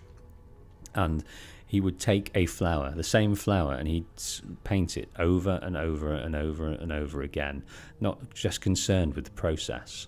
And I just think that, you know, some people think genius is born, and there might be an element of natural given talent that sets you off, but it's more to do with latching on to an obsession. The geniuses throughout the age have been obsessed, sort of sidestepping into a different medium, but sports. If you think about David Beckham, why he was so good at crossing, why he's so good at set pieces. When he was a kid, he didn't have many mates. He didn't have interest in many social pursuits. He got a big bag of balls, and he set up little targets, and he hit more balls towards these targets over the period of years than anyone in the world ever. So Beckham wasn't born a genius; he was made a genius. And I just, that was always a powerful image to me of, yes, Leonardo, the Renaissance man, is a figure that will probably never be replicated. But it was any natural skills he had, he galvanized by repetition, doing it over and over again. And that was always helpful to me. There's a great book by Robert Greene called Mastery. And I implore anyone, if I didn't read that till later on in my life, but I wish I read it in my late teens, because it completely captured, it's basically the blueprint to be successful. Lots of examples of mastery, and mastery isn't born, it's created. Despite the epic list of accomplishments, Leonardo was hounded by his patrons for his chronic procrastination. Pieces frequently took years longer than he anticipated. Many were never finished at all. Leonardo also had a tumultuous love life. Accused of sodomy in 1476, he was most likely homosexual.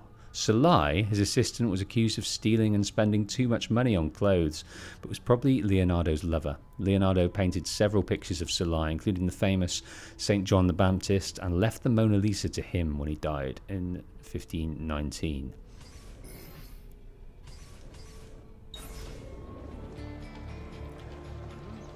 Okay, I don't think we're going to get disturbed by the Pazzis when we're with Mummy, but we have a fistful of Leonardo's art. It seems Maria wasn't a patron, just an ardent fan. Leonardo's friend of the family. And it seems like he might have had a soft spot for her, because he frequently finished pieces that she could purchase, probably. So maybe a patron of sorts, because she was obviously integral within the calibre of this story, in keeping the lights on in his gallery studio workshop. Oh?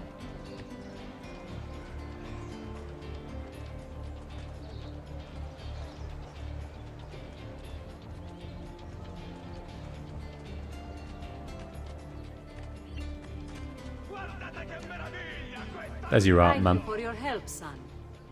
Don't let me keep you from your other duties. It was nice to meet you, Ezio. I hope our paths cross again. Anch'io. They may do, Leonardo. They may do. Okay, so we've helped Mum with her art.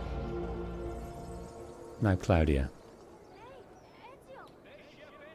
Looking wistfully off. What are her interests these days? Born in 61. She is a couple of years younger than Ezio. Third child of Giovanni and Maria, and the first girl in the family. Claudia seems to have been a bit of a spoilt brat. It looks like her parents had to raise her dowry by 1,000 florins after she scared away all her potential suitors. Yes. A report from her school indicates she once attacked another girl for looking at her boyfriend and knocked her out cold. She's got some spunk.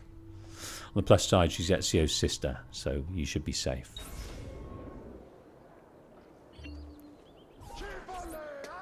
Hey, Claudia. How are you? Bene.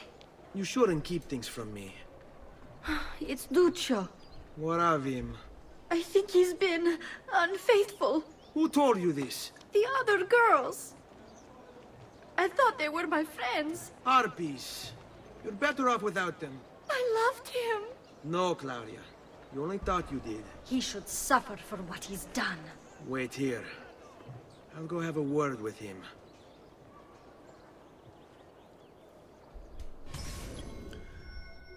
Yes. Duccio. A despicable human being. Won the heart of our sister. And a man we come across intermittently throughout our life.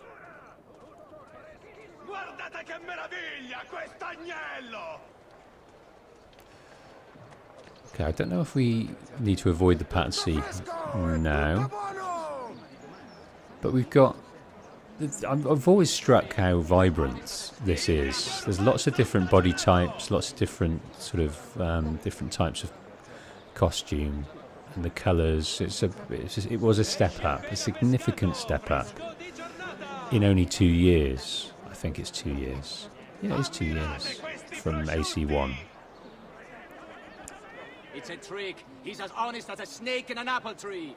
Nasello! Nasello fresco! Vi farò arrestare!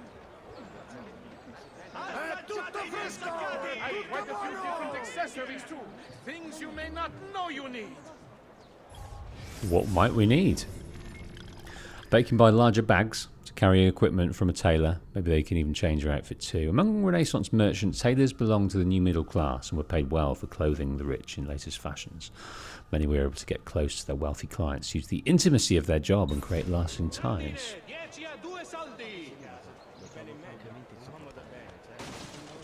Oh, I'm terribly sorry about that. Oh, I'd have been flogged for that, but I'd have to find a guardsman who actually cared. Just go away. The disdain is real. There's no violence, there's just disdain and disgust.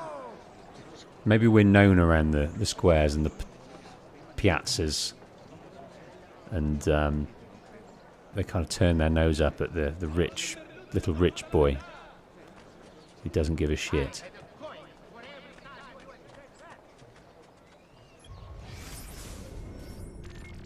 Okay, let's look at the map here. I think it might help us if we go and do this viewpoint before we meet Duccio. So Claudia thinks Duccio is a bit of a wrong one. She's keen on him, but she's sure that he's not treating her well.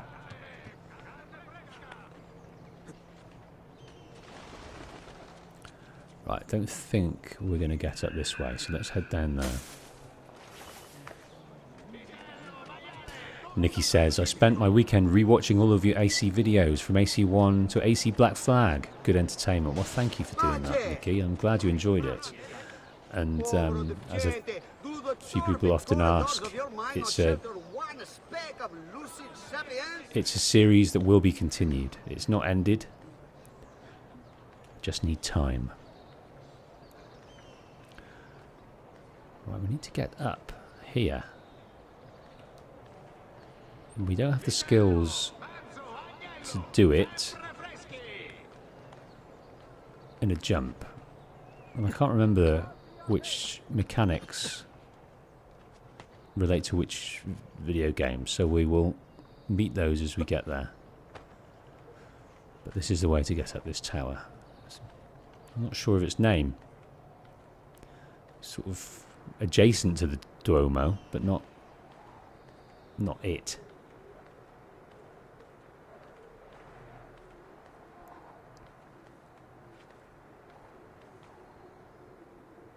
Again, we're stuck a little bit, so let's head round the side here. So this will be one of the taller towers we do, but they do add a little bit more complexity to it than the towers in AC1.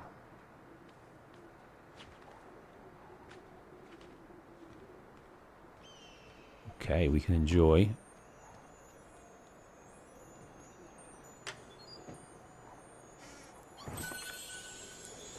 Now, I don't know if we'll get that again, so what I might do is go and get that down there. Because I don't think we're able to get that from the ground.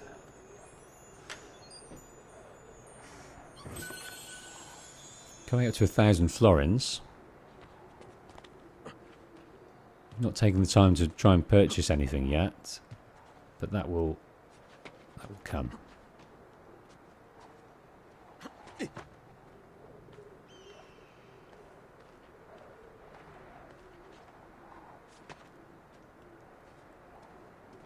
Okay.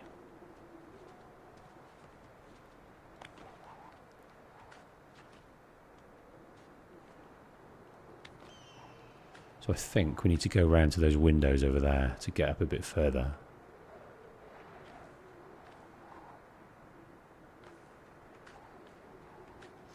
So Sparrow says that this is actually the tallest tower in AC2. That's quite strange, isn't it? That we encounter the tallest tower straight away. Surely they'd save that.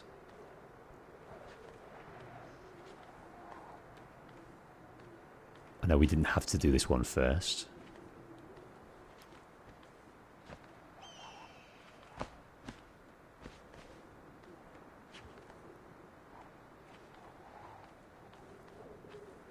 We can overcome these overhangs now, which is useful. But here we are. Let's just see if there's any more. No, we don't want to go down there. We've got all the chests, but here we are. So say the tallest tower in Florence, at least.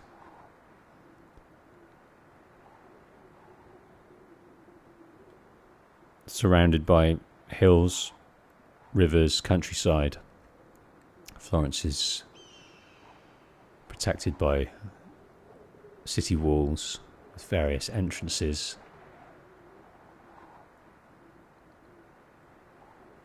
We're on the sort of the biggest tower next to the Duomo. Well, I don't know if we get to the top of the Duomo. We can obviously climb up there, but that is the tallest. This is the spire of that is actually taller than this. I can't remember if there's any collectibles related to that. Do you know what? I was about to do a leap of faith without synchronizing then, and that would have pained you more than it pained me, because I do enjoy a tower. But I've got to remember to synchronize. So.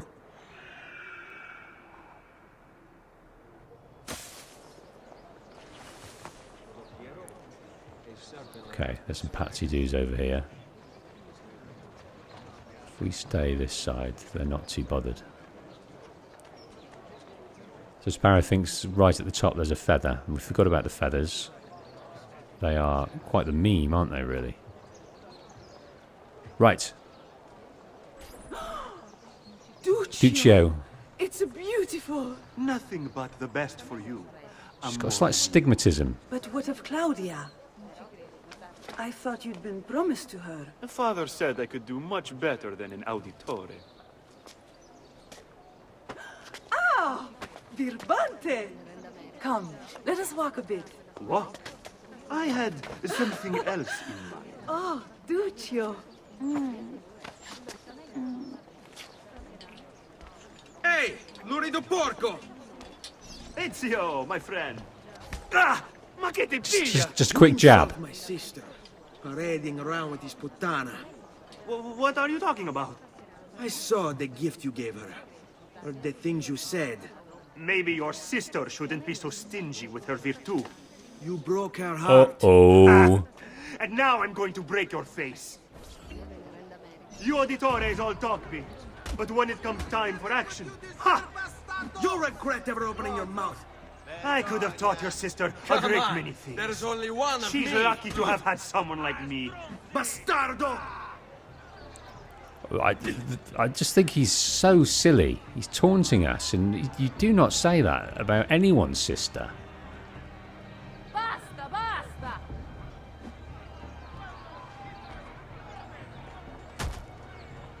Oh, well. A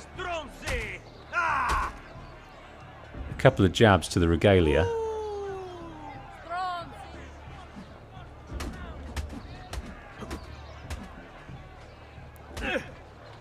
Perhaps we should try this again, when you've learned how to fight.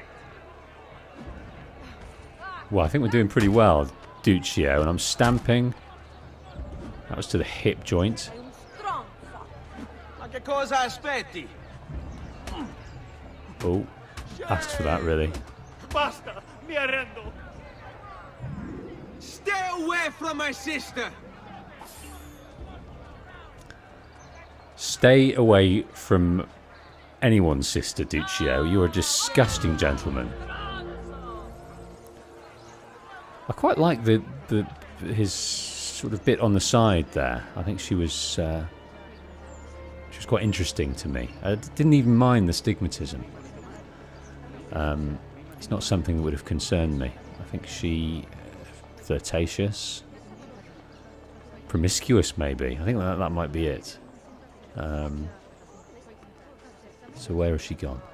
I do come across her later. She walks. Is this her? He seems quite well armed. Where have I seen him before? Where do you think he's Sorry. Napoli? No, is that her? Stranger, No, stop! no, that's not her. You are not going anywhere. Okay, let's have a go with these guys.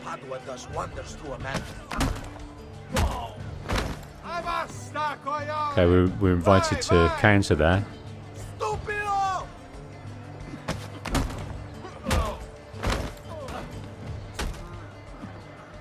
Okay, excellent.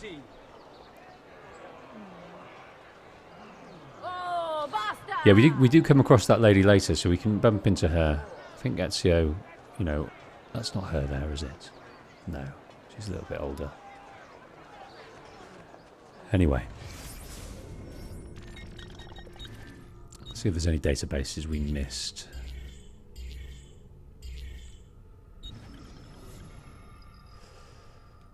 So, this is what we just climbed. One of Italy's largest churches and the largest landmark in Florence, Santa Maria del Fiore, is considered by many to be the first masterpiece of Renaissance architecture. Although the church was designed by Arnolfo di Cambio in 1296, the dome was not started until the beginning of the 15th century. With Cambio long dead, none of the architects at that time had any idea how to construct such an enormous structure, since the use of buttresses was forbidden in Florence. Oh, that's interesting. I wonder why. Just not in keeping with the culture, the aesthetic, or was it sort of going to be encroaching on the thoroughfares, maybe?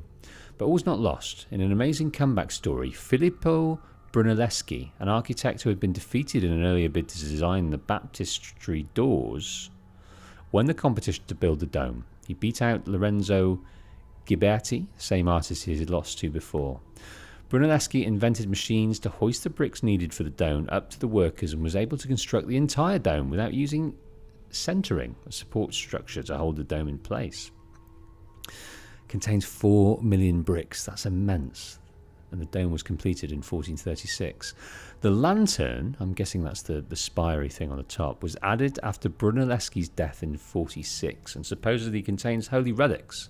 However, there were several rumours that in fact an entire tomb of an unknown origin is located inside. Do we get to see that?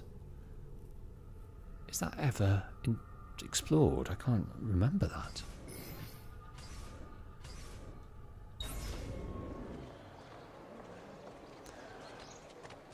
Okay.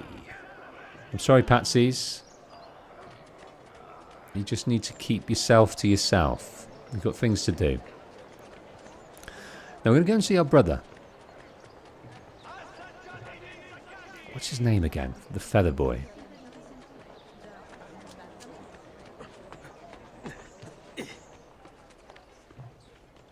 Begins with P, doesn't it? Blanking.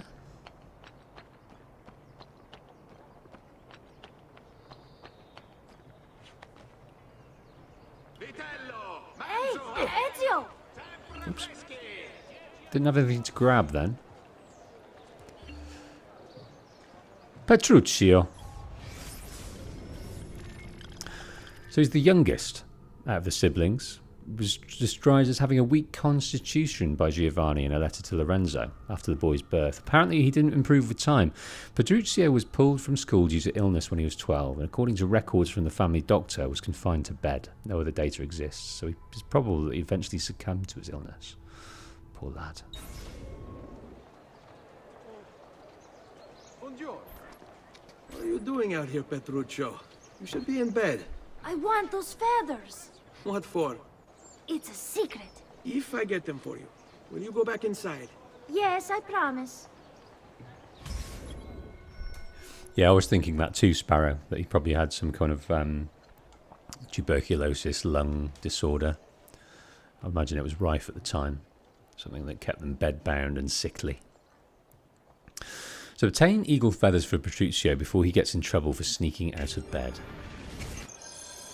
Okay, so he's ill. He's oh dear. Let's go get the feathers. We don't want to be late. A very important date. Of getting the feathers. My first feather is there. It's probably a healthy amount of time, but I don't want to hang about.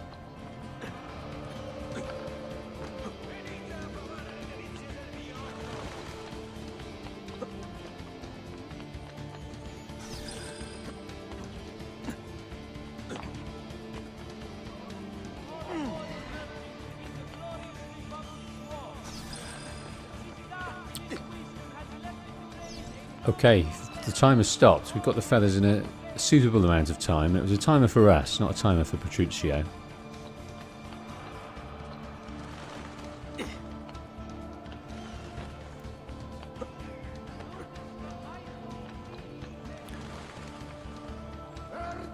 But he is the person responsible for the hours it took. Oh goodness. Folk to collect the feathers around Italy. An obligation of sorts for Ezio in remembrance of his brother.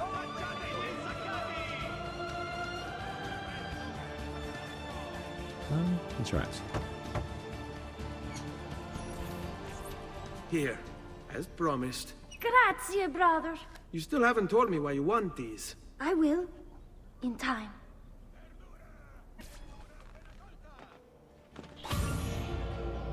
In time. Does he ever get to tell us? Probably not.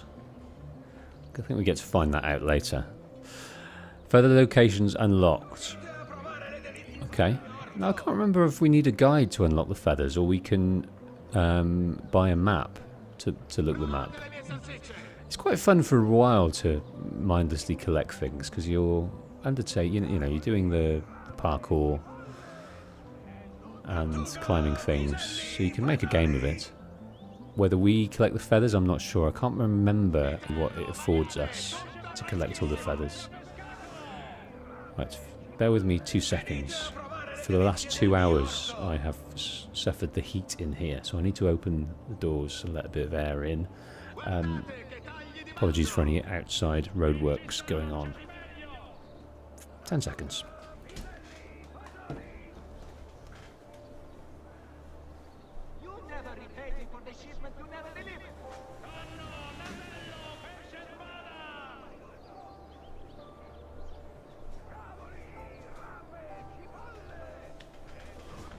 I'm fucking sweating gobs in here, tell me.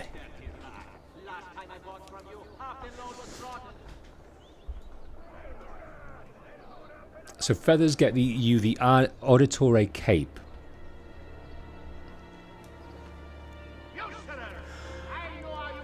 Okay, we've got a courier mission. Let's do that first. We've got a is it a beat up? What's this fist? A beat up event. Let's do these, and then, you know, get amongst all this to start with. I don't know if we can before our life changes irreparably.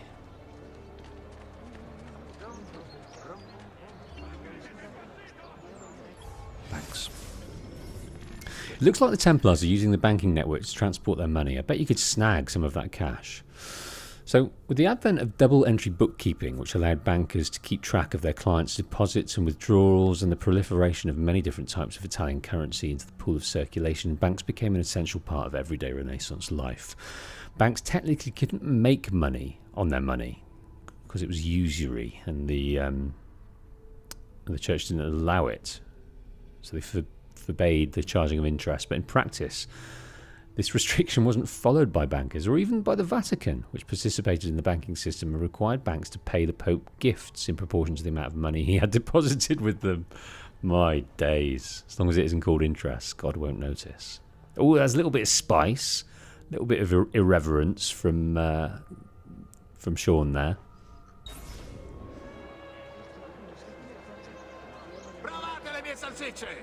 Okay. Get this to its destination fast. Really fast. I'll pay you well. Deliver these 2 letters to guarded. All guarded recipients. Okay. First of all, let's read what they say. From Raphael to my beloved. Can I live without you? I cannot work. I simply idle away, imagining your face. The fact that your husband has locked you away behind cold walls sickens me. You are a budding, older woman. You should have the privilege to feel my sweet kisses like a gentle wind caressing your soft petals. Yet finally, it is Friday when he goes off to sea. Oh, happy day, and still happier night. Come when the sky rains with sparkling stars. Come find me and jump into my arms. At midnight I will be waiting at our special spot.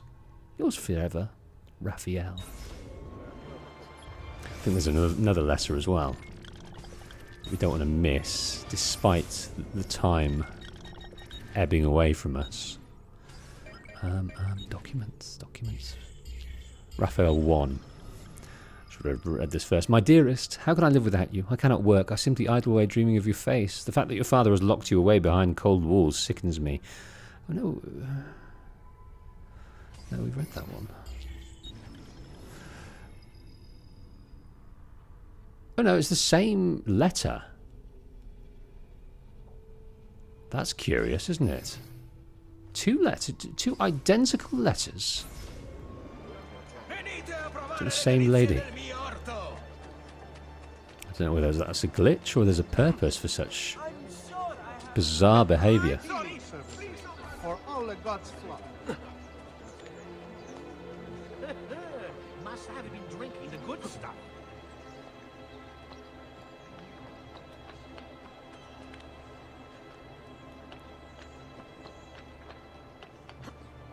Oh, I'm gonna die. Right, apparently he's in here.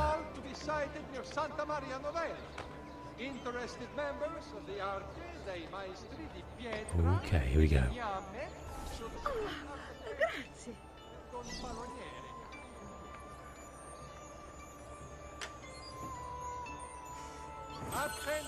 So were they two different names? Were they two different ladies? Oh, seem to have landed on him. He's okay. Right.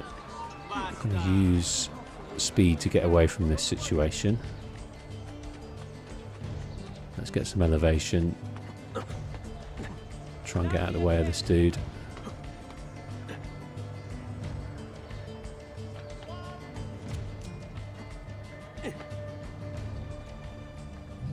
Two minutes 30 left. I'm not taking the most beneficial route for brevity, but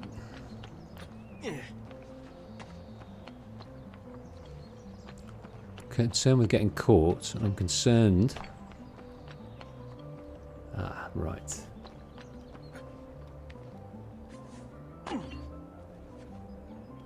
Oh, grazie.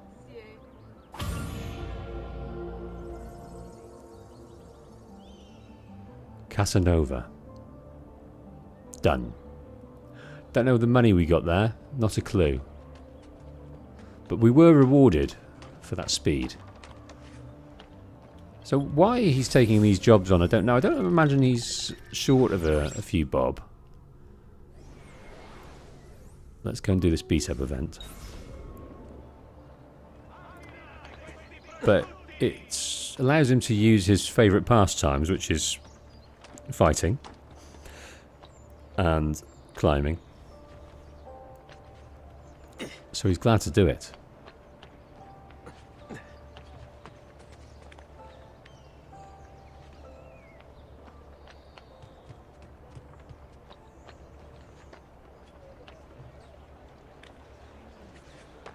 listen to those so-called experts extolling the virtues of Botticelli. Oh, who has wronged you?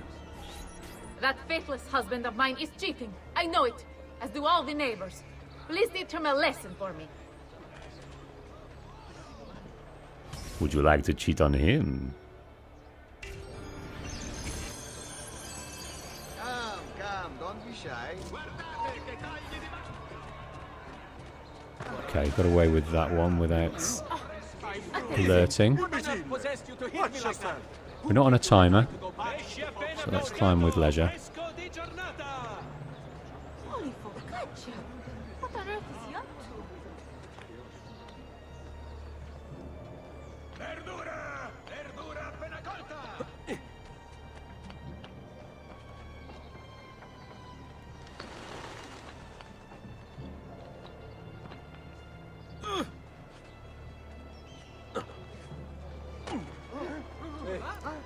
Okay, somewhere in this area is a guy we need to beat up. With our intuition, we can understand that this man here is not honouring his marriage vows.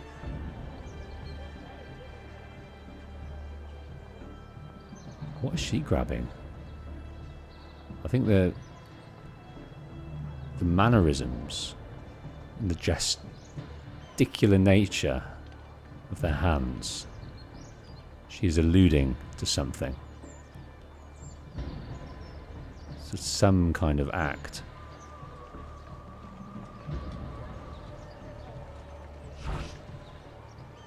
Not you! He's there! On him! Please let me live! I promise I'll leave a better life! Learn your lesson, top lad? Leonardo! She wins! I give up! That bitch! I mean, wonderful wife of mine! I'll go home! I'll go home! Okay, so our service has been granted. He is going to be obedient for at least the rest of the day.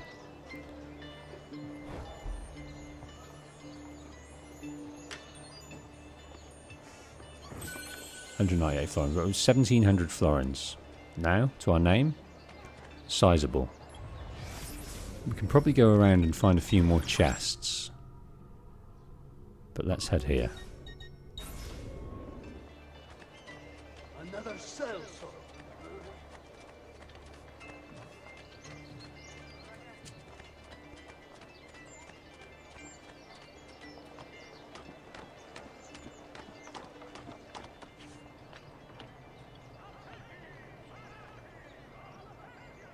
Okay. Right, we've delayed the inevitable long enough. The downfall of the Auditore family.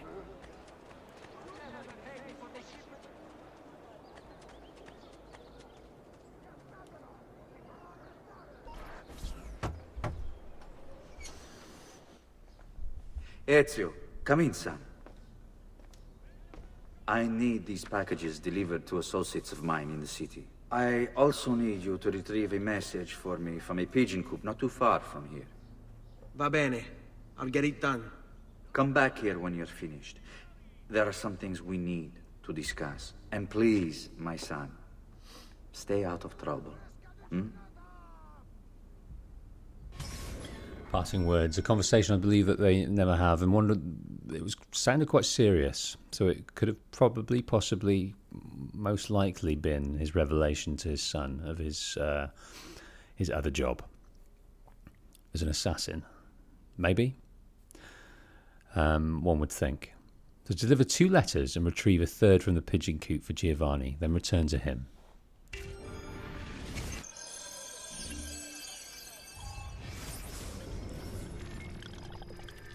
So we're not able to open that. Or that.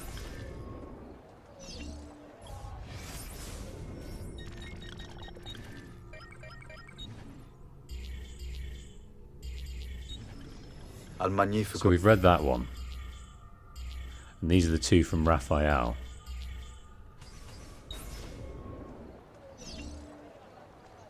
Okay. Let's go with this one, furthest away.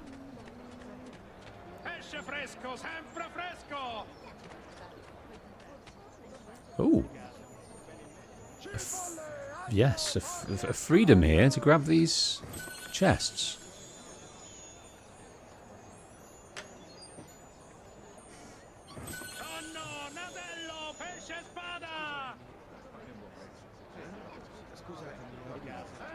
No one's any the wiser.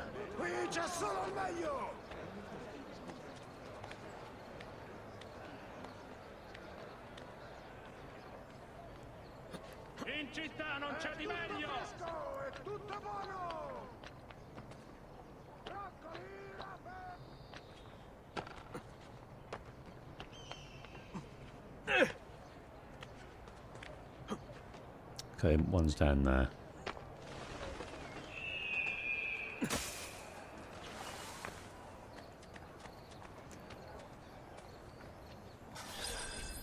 You Giovanni's kid?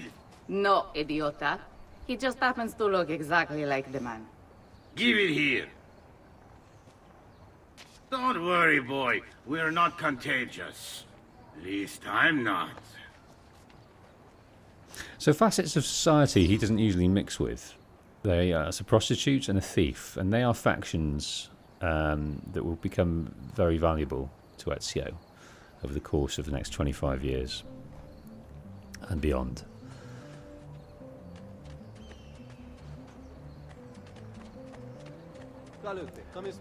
Perhaps he was quite shocked by their presentation.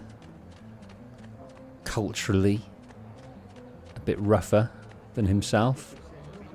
Some probably people he doesn't usually mix with as a rich banker's family.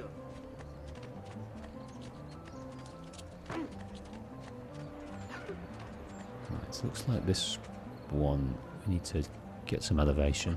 Break something, the idiot.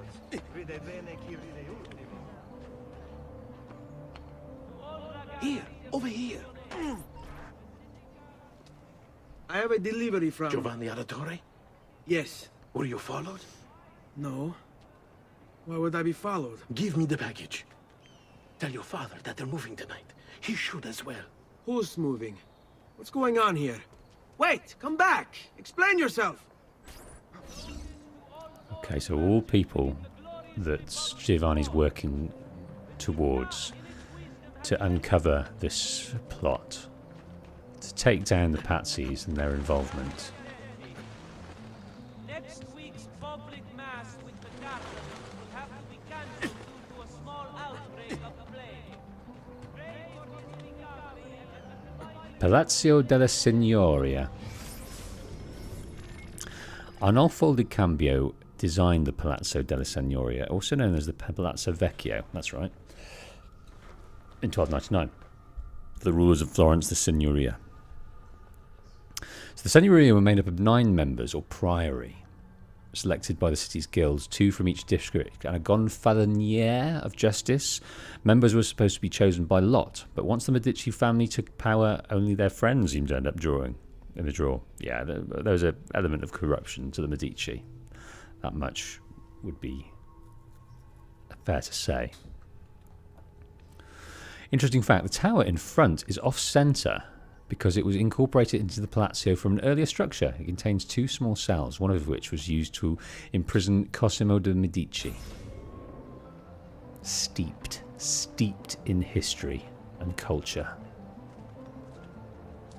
Okay. Is that here? No, this is the pigeon coop.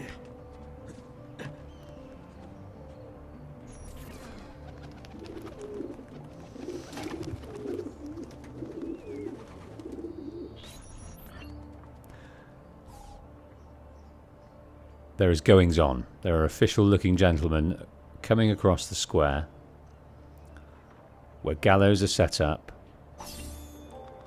and we are completely oblivious to what is to happen now.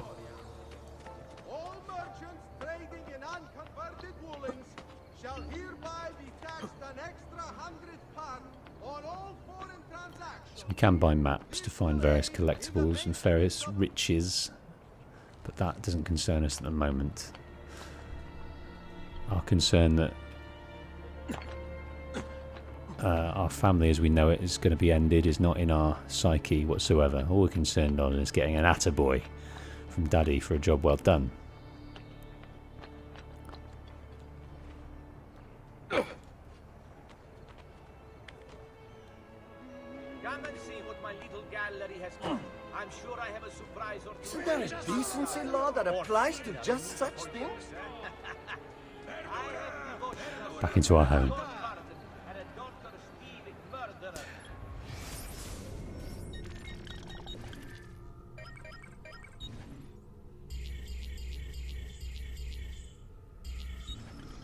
Al magnifico Lorenzo di Med. No. To answer your question, Nikki, still sealed. Provate le mie salsicce! Venite a provare le delizie del mio orto.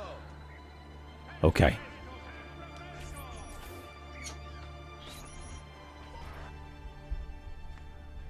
Father? Point of no return. Oh, Ezio! didn't press that in time. Sorry, I'm so sorry. What happened? Where is everyone? They took your father and brother to the Palazzo della Signoria, to prison. And my mother? My sister? Ezio. Claudia? Are you all right? Yes, but Mother... She's in shock. When she resisted... It's not safe here. Is there some place you can take them? Yes, to my sisters. Good, do that. In the meantime, I'll go see my father. Be careful, Messer Ezio. The guards were looking for you as well. So Maria's clearly traumatized there. She's gone into some sort of kind of fugue state, and mutism has happened. And our servant, I can't remember her name. She has a name, and she becomes fairly useful once or twice from this moment in time. She's alluding to perhaps they traumatized her in some way, whether that was violence, maybe even sexually. Reach Giovanni's cell at the top of the Palazzo della Signoria and find out why he has been imprisoned.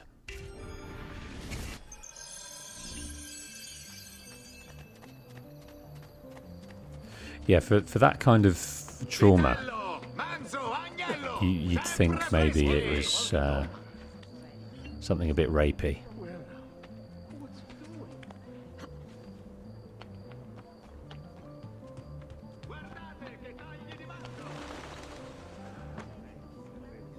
Okay, so the cell, the two cells at the top that we were just discussing in the database, that seems to house Giovanni. And we are clueless as to why he has been imprisoned. Not a clue.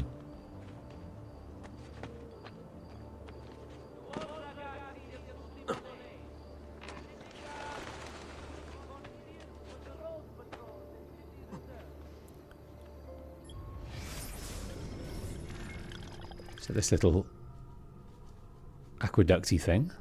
Between 76 and 82, by Vinci de Sion and Simeon de Francesco Talenti, the Loggia dei Lanzi was created to provide a covering for the swearing in of the members of the Signoria, the rulers of Florence.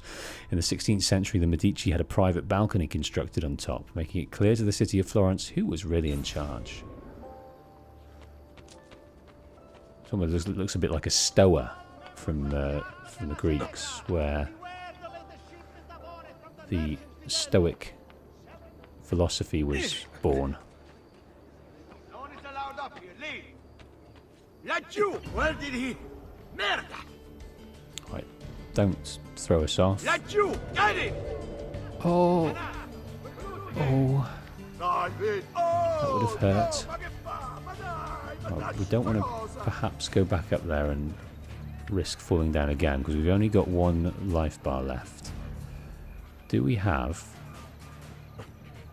No, we don't have any medicine either. It would have perhaps behooved us to find the doctor. Let's come around this side and see if we can't surprise him.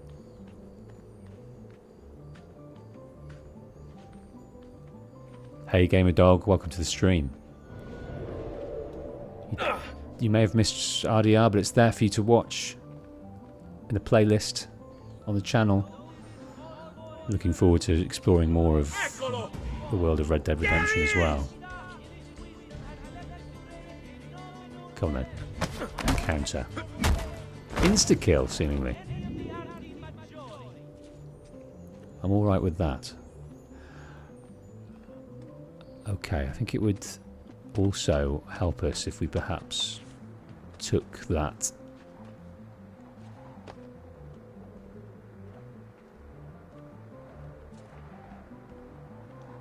tower as well while we're here. No option to silence in an assassination type style yet. It's not something we've learned. I am concerned that I'm going to die accidentally.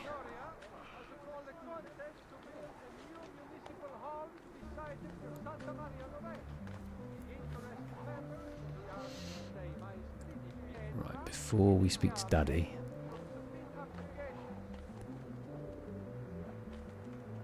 let's have a little look up here.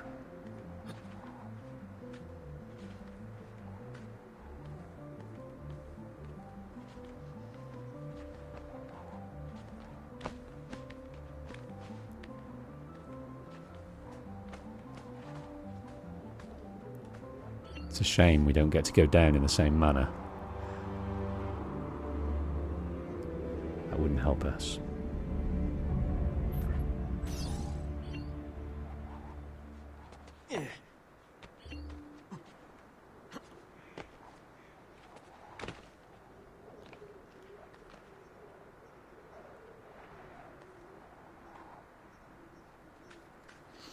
Right, he's locked in one of the two cells of this tower. For why, we don't know. Ezio.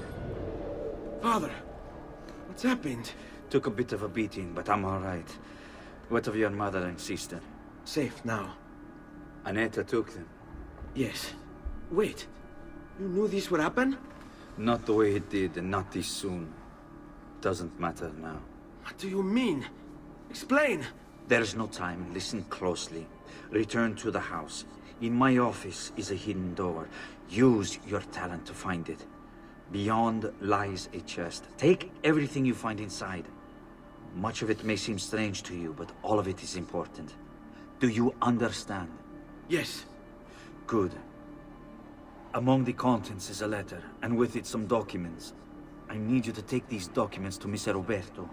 He was with me in the office this morning. The Gonfaloniere, I remember. Now please, tell me what's happening. Are the Pazzi behind this? There was a note for you at the meeting. It said, go, Ezio. Go now. Okay, sent to the haystacks below. Use your gift, he says. So, perhaps within the family, he's known as being very perceptive, very observant. Maybe that's how it's been described, but of course we know he has a fine skill of eagle vision. Right, it's not allowing me to come down, and I worry that we will die.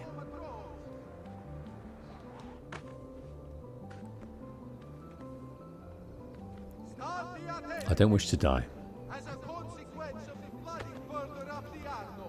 With 1 square left of our health, that's not what I want to do.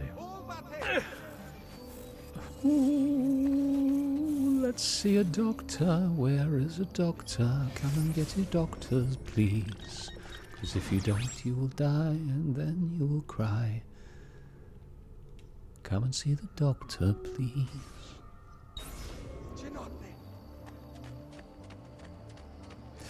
Okay, this is a scene of great trauma.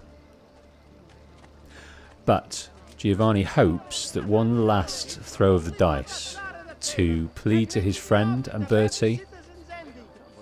Alberto and Bertie the Gonfalonieri to get him out of there with a letter to explain everything. And it's likely that Giovanni would have enjoyed to have more time explaining these things that Ezio was about to uncover. No need to be shy. Come forward.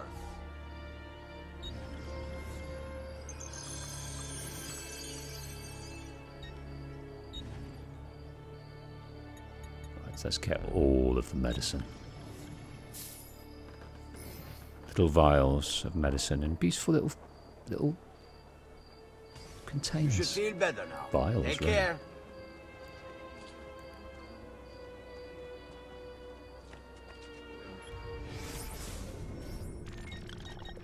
Okay. We're finished here, but we're not finished here. We've got to use our perception and find the chests so important to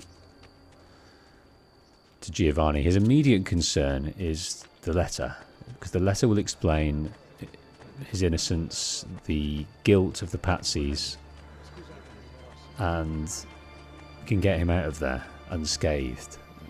The rest is something else, something he would have liked a bit more time to explain to his son about his lineage.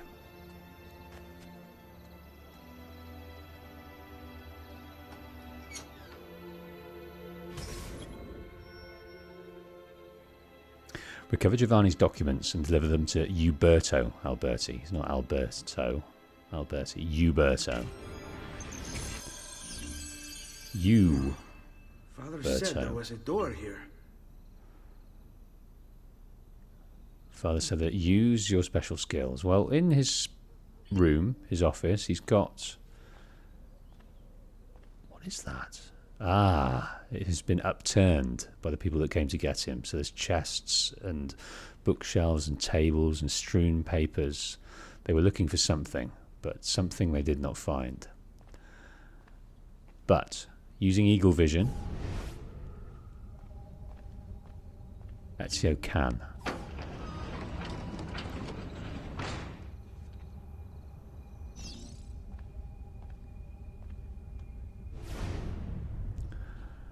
So in this secret chamber, he's got sort of flags on the wall, alluding to what? I don't know what they symbolise. It's certainly not assassin flags. He's got a private desk with books and papers. He's got a chest with the same.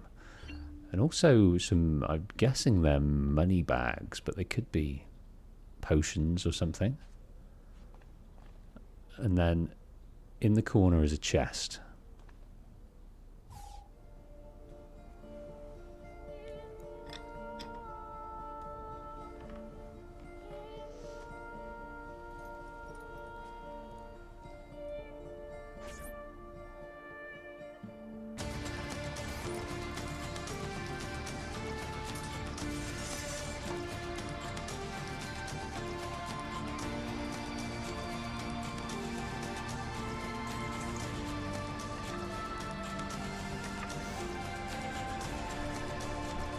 To bring this to Messer Roberto.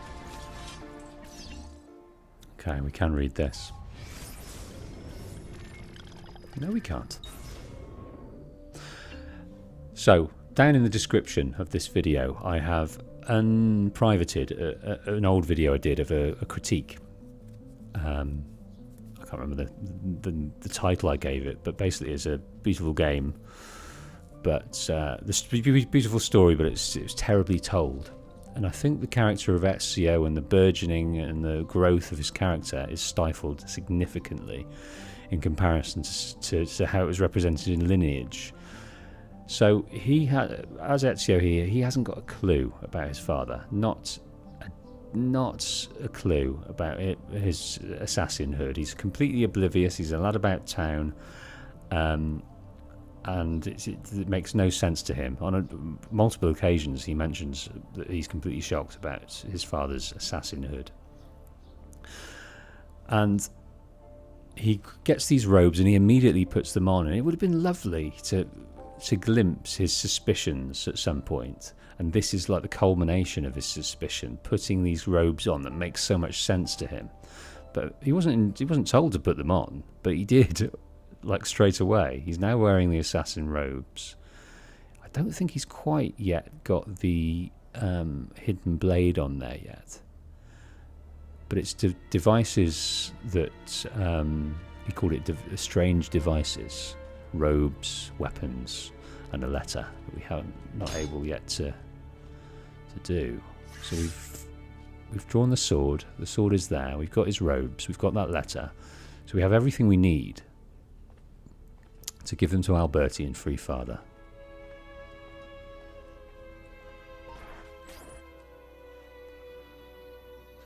Traditore!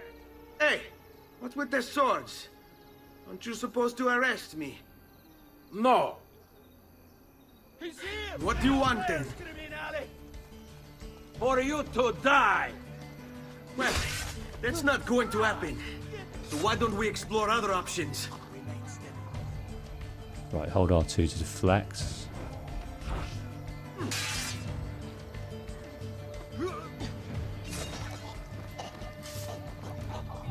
An assassin move. Grab them, slice them. So we can select the fits, put the sword away. So we've got two options at the moment, bare hands and with a blade.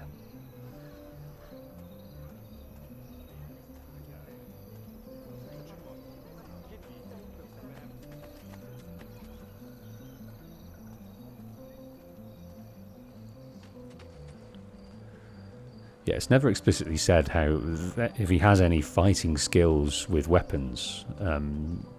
There's no mention of him being trained or anything like that. I think that was in the post from Giovanni.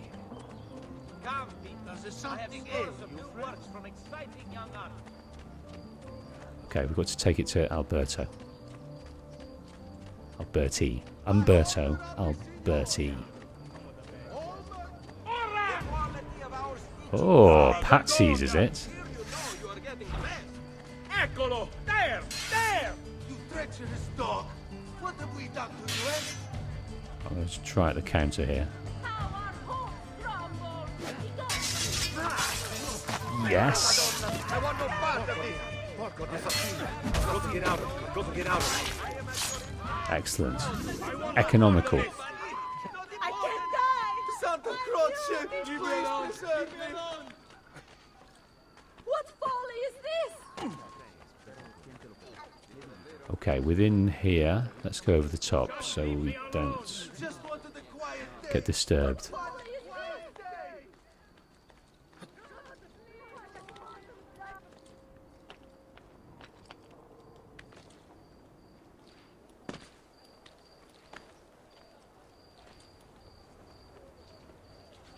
So in the game Assassin's Creed Lineage, we come across a name, Rodrigo Borgia.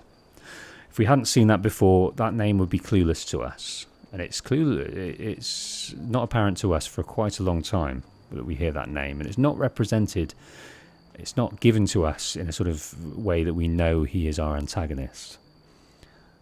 But that information would have been useful. So do get to watch Lineage if you've never seen it, because it sets up the game beautifully.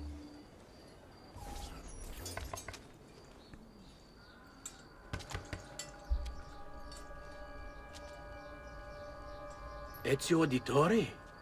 What are you doing here at this hour? I don't... Wait, child. Take a breath. Collect your thoughts. My father and brothers have been imprisoned. I was told to bring you this. I see now. It's a misunderstanding, Ezio. I'll clear everything up. How? The documents you've given me contain evidence of a conspiracy against your family and against the city. I'll present these papers at their hearing in the morning, and they'll be released. Thank you, Signore. Of course, my child. Do you need a place to stay? You're more than welcome here. No, grazie. I'll meet you at the piazza. Don't worry, Ezio. Everything is going to be fine. He must be so relieved now. The trauma of seeing his mother so shocked, his father imprisoned, and the kind words, reassuring words of a of a family friend, a long-time family friend, must just reassured him beautifully. And although it has transitioned to the daytime here, he must have slept nicely. Okay, we have been given, within that chest, an item. Whether we can look at it yet, I'm not sure. Codex pages. So we need to... Leonardo needs to decipher them. So we collect them, and great things are revealed.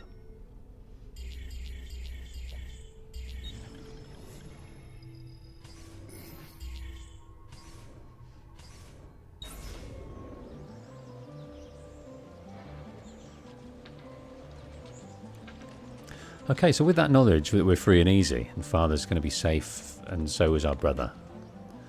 And our family's going to be reinstated with the Pazzis and their conspiracy laid to the world. Is that a feather? 1 of 100. We can just prance about the town with the weight of the world lifted from us, collecting things, seeing people in our brand new robes. We're probably wondering what Daddy would think, and it will say if he saw us in his robes, saw Ezio in his robes. I don't think he would be. It would be a sense of pride so much as a dressing down. I may be a bit disorganized, but I do know my smithing. Bear with me, amici. Okay. Let's go round. Avoid, if we can.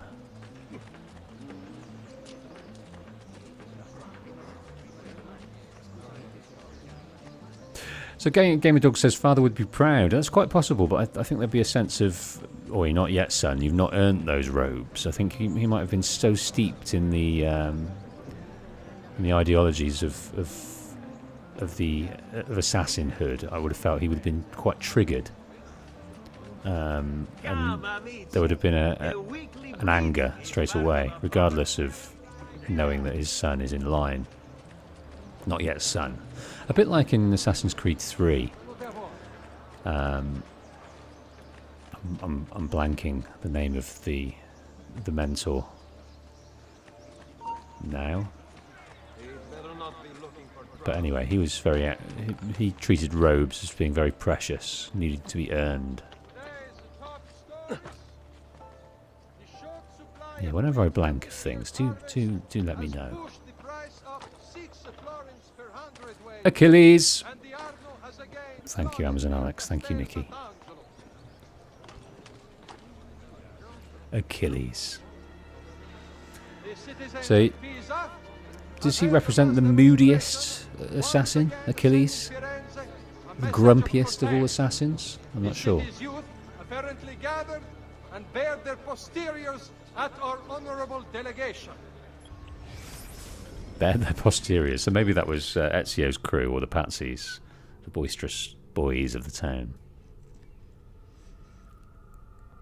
So if a herald tries to draw attention to your assassinations, I bet you can bribe him to keep quiet. Proclamations, local laws, news, market days and advertisements were all called out by the herald, since many Renaissance Italians could not read. Special laws had to be put in place to protect them from the crowd due to extreme displays of unhappiness following the announcements of tax increases. Yeah, I bet. Don't shoot the messenger.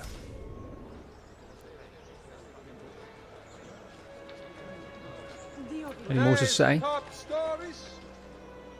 Today's top stories. The supply of wheat from this year's harvest has pushed the price up 6 florins per hundredweight, and the Arno has again flooded near Castel Sant'Angelo. Castel Sant'Angelo, that's in Rome, isn't it? Castel Sant'Angelo, is that right? The citizens of Pisa have held a mass demonstration, once again sending Firenze. Welcome to the stream, Jeff Mates. Yes, it is a pro gamer move to bribe them, then pickpocket them immediately after. At our honorable delegation. Okay, I'm trying to delay this as much as I can because we all know what's coming and it's harrowing. It's harrowing. we're going into this looking forward to the release of our father, but the wrong man has been trusted here.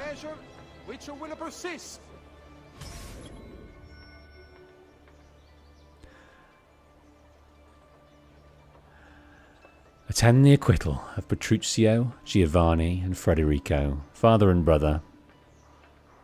Yeah, so we're all primed for their release. Until satisfaction is received.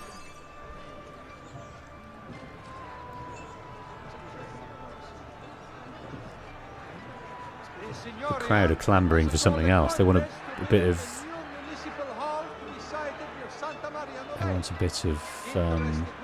blood on their hands. Gamer Dog, thank you so much. Father, no! You and your accomplices stand accused of the crime of treason. Have you any evidence to counter this charge? Yes, the documents that were delivered to you last night. I'm afraid I know nothing of these documents. He's lying! Need to get closer.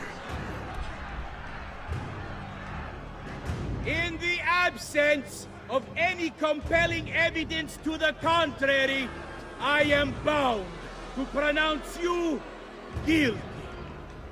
You and your collaborators are hereby sentenced to death.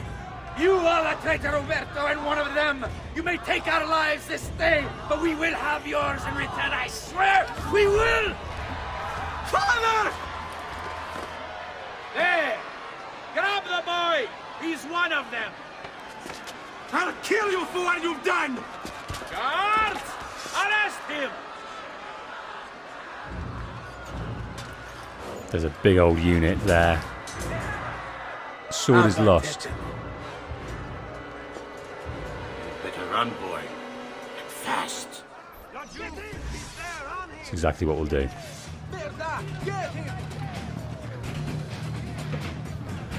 No time to mourn the loss, to understand. We just need to flee. First utterance after the death of father and brothers on that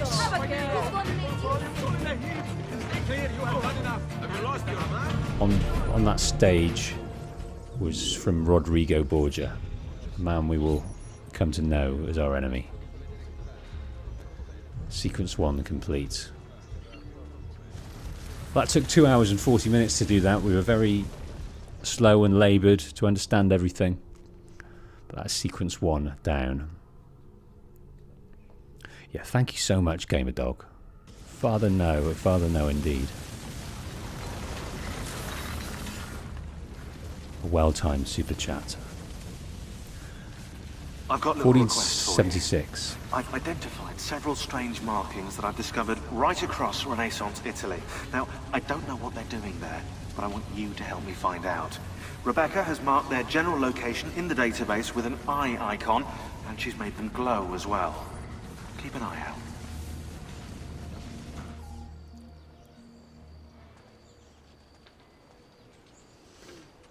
Sir Ezio, thank God. I've been looking everywhere for you. I couldn't stop them, Annetta. Annetta. I tried, I swear. But there were so many guards. Please, come with me. We need to get you off the streets. What of my mother and sister? They're safe. I'll bring you to them. No. It's too dangerous for us to travel together. Tell me where to go and I'll meet you there. My sister's house. Just north of the Duomo. I'm on my way. Okay, so we've got to go away from the scorched earth. Annetta, yes. So, live-in servant, Annetta had one of the few respectable jobs allowed lower-class Renaissance women. Rich families seldom had more than 1 or 2 servants. Most were young, sometimes children. Many hoped their master would help raise their standing, but usually turnover was rapid.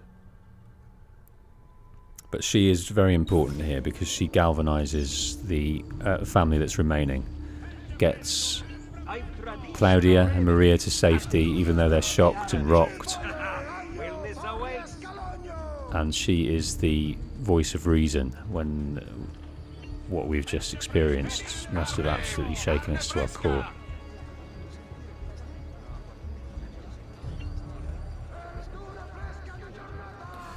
Don't think I need to be following her, do I?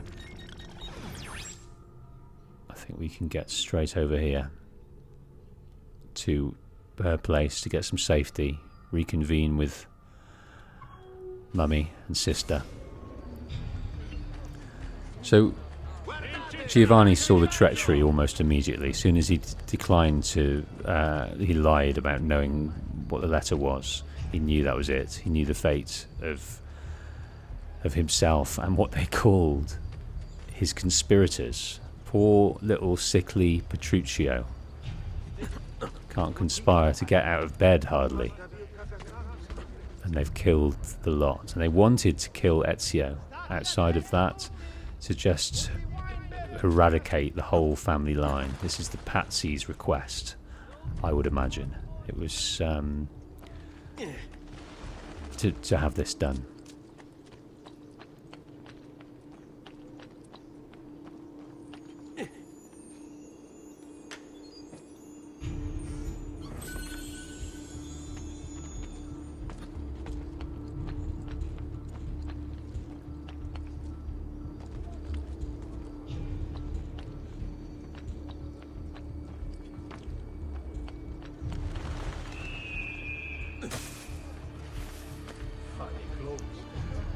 Conchaman asks about the reviews, the critiques. So I just mentioned a moment ago that you missed. In the description down below, there are some unlisted links. They're not listed on the channel, but for those in the know, you can watch them at your leisure there, ad-free as well. They're not on my channel anymore. They're not part of my offering, but I am proud of them. Critiques wasn't the way I was going to go anymore, so I took them down from the channel, but they're there to watch if you want them.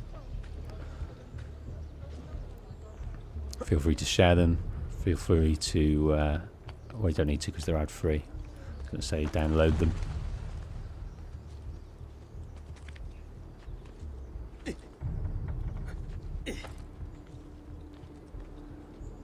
But yeah, that was most fun doing those, but I'm not a critic on this channel. I tell stories.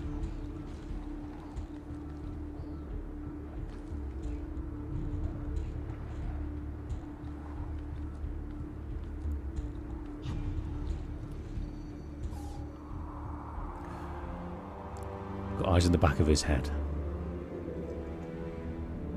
He's just past the Duomo. Annetta's got a residence that she's keeping Claudia and Maria safe. They were probably in danger as well. They want to get the whole family, most likely.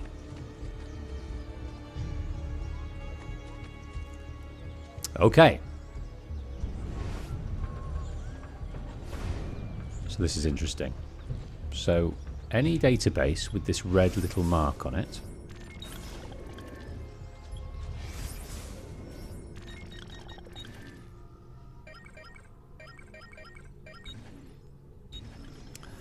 La Rosa Colta.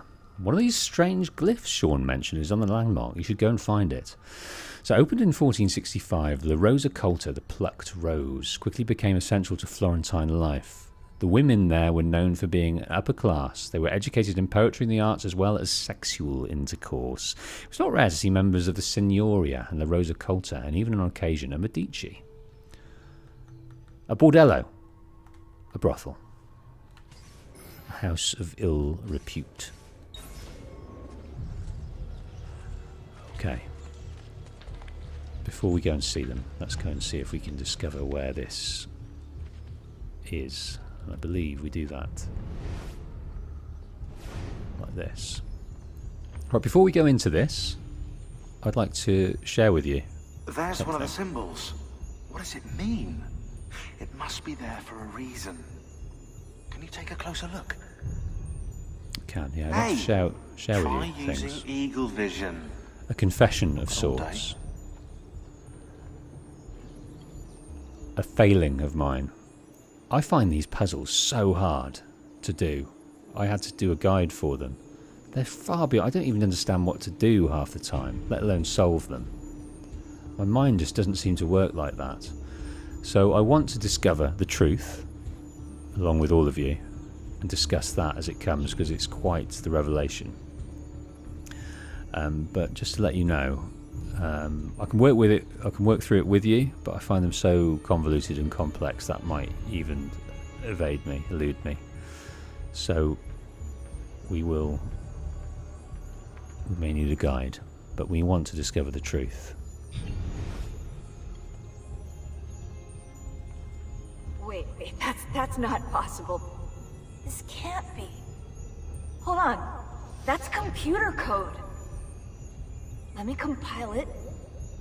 Oh shit, it's an encrypted file. Upload it to my computer. I'm a master at decryption. I can't! It's only compatible with the Animus itself. Upload it to Desmond then. I can't believe this.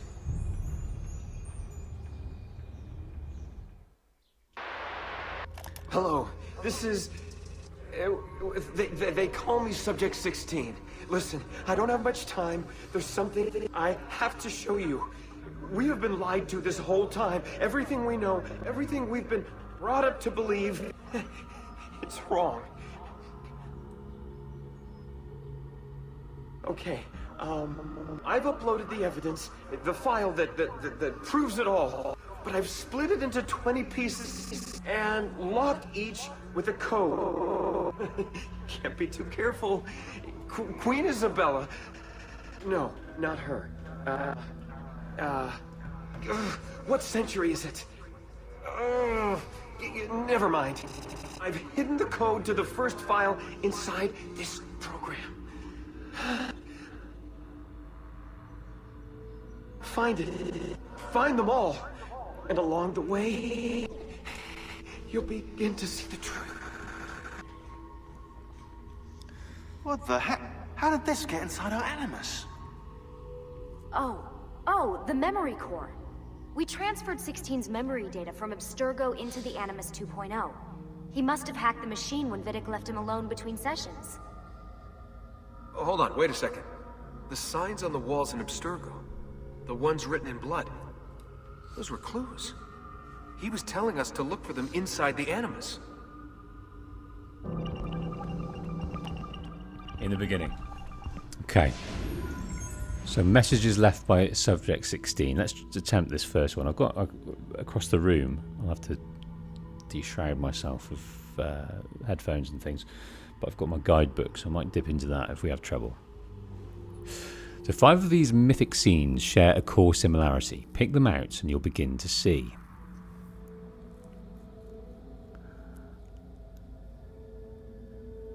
That's some tits.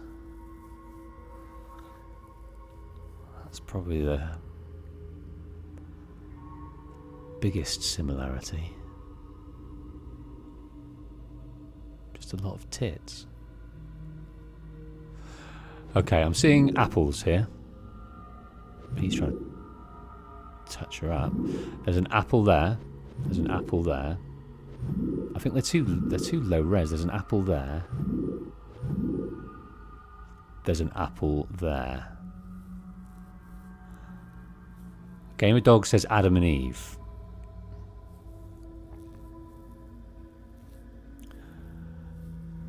Okay. So help me out if I don't get them all. She's reaching for an apple there, right? That's definitely him. It could be gargling someone's balls equally, but that looks like it could be an apple as well. That's an apple. That's an apple. Which other one is an apple? Don't see one there. I don't see one there. She could be holding one in her hand, but I'm not sure.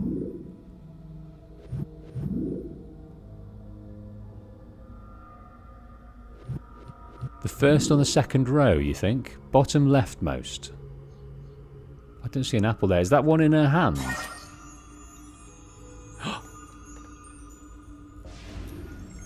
This is going to be fun, actually, working with you, through it with you. So 2, 4, 5, 6, 8. Press to enter the passcode. File unlocked. A wee glimpse, a frame, is all we get. Just some leaping bums. In a... Well, we don't even get a chance to see. There's a water feature. There's trees. Looks quite idyllic. There's a silveriness to these naked beings.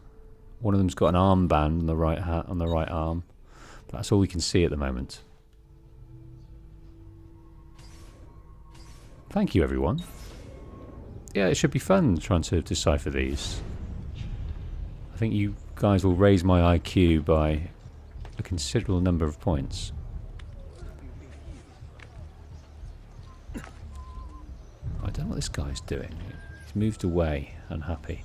Okay, back to where we were. We're going to this bordello to meet some of our family, the family that are left.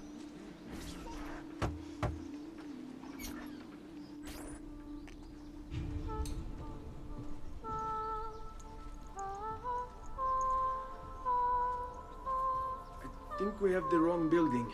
No. No, this is it.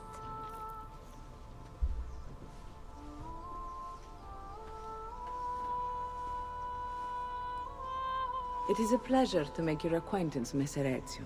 Annetta speaks quite highly of you. I can see why. I appreciate the kind words, Madonna. Ti prego. Call me Paola. Paola. Thank you for offering your home to my family, Paola. It was the least I could do. You must be tired. Perhaps you'd... No, grazie. I can't stay. Why? Where are you going? To kill Uberto Alberti. I understand your desire for vengeance, but the Gonfaloniere is a powerful man. You are not a killer, Ezio. Spare me the lecture. But I can make you one. And why are you going to teach me how to kill? I'm not. I'm going to teach you how to survive. Come. Learn the ways of the courtesans. I hope not all the ways. I don't think we get to have sex freely until Odyssey. But maybe this is something they took from the game. Maybe we could learn all of the courtesans' ways. We could woo who we needed to woo. Okay. So this Paola, the madam of this brothel, she's going to teach us things, and there'll be a slew of people looking to share their skills with us, taking Ezio under their wing to shape him. And there is something to debate about how this whole situation is constructed.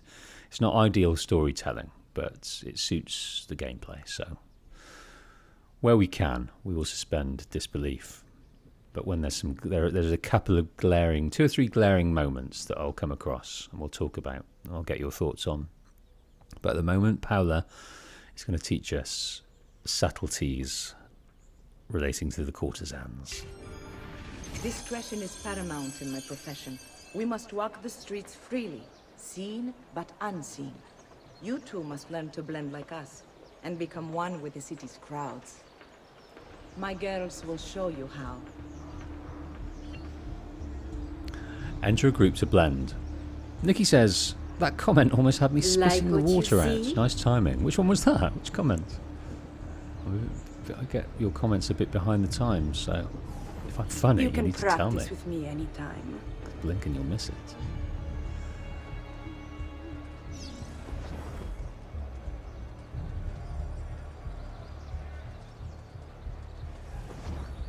Right, before we do that, mid lesson, let's read about Paola. 1438. She's I think she's a good 20 years older than us, but actually I'm still interested. Madam of the Rosa Colta. There isn't much information about Paola in the history books, but the Florentine archives reveal that she was orphaned at age 8 when her parents were killed at sea. Left with a choice between joining a nunnery and prostitution, she began a life on the streets. At 16, she vanishes from the records, only to reappear at age 20 when she's arrested for murdering a city guard. On an interesting note, Giovanni Auditore represented her in court, winning the case on a self-defense plea. Released from prison, Paula went on to start her own brothel to protect many other unfortunate women of the street.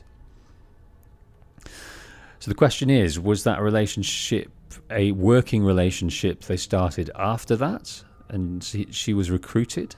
Or was she already recruited and that was a service that Giovanni offered because of their friendship? Don't know.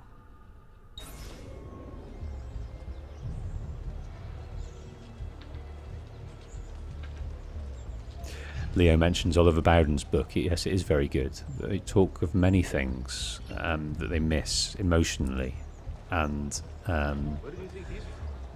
structurally in the story and the lore, and he explains it very well. Hold on. That was very familiar.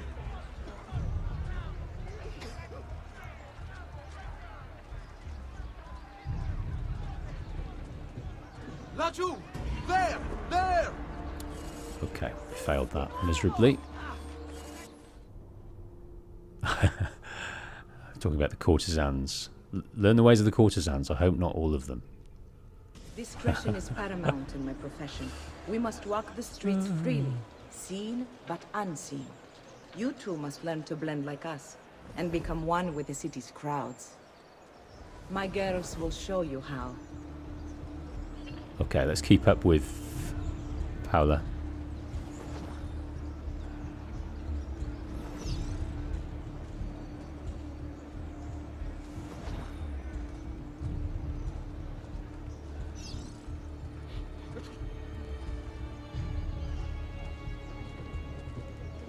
So we need to wait for a significant bit of blending, don't we? We need 4 or more people, and that's just not... Ah, here we go. Right, let's hop between monks. Ah, here we go. We're sort of strafing around a little bit.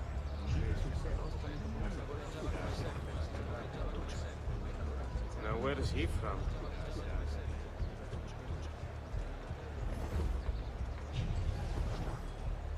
Okay, we did that okay this time.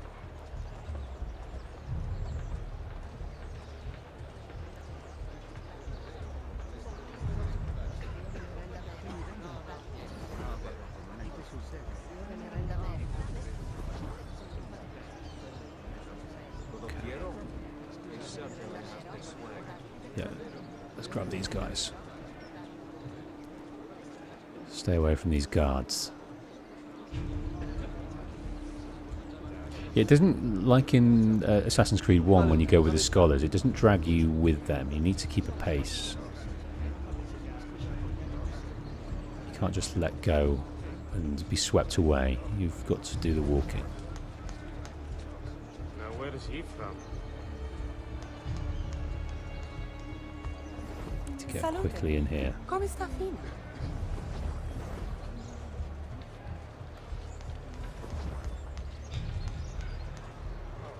He's got a sharp tail.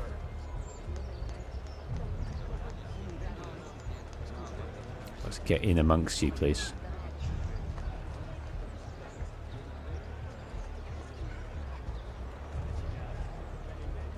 Okay, we're walking away from the guards. There's no guards this way, so we can probably let our hair down a little bit.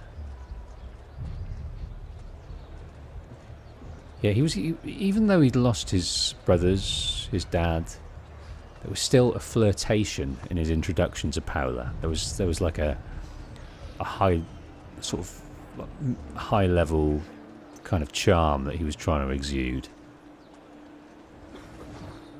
He was interested, put it that way.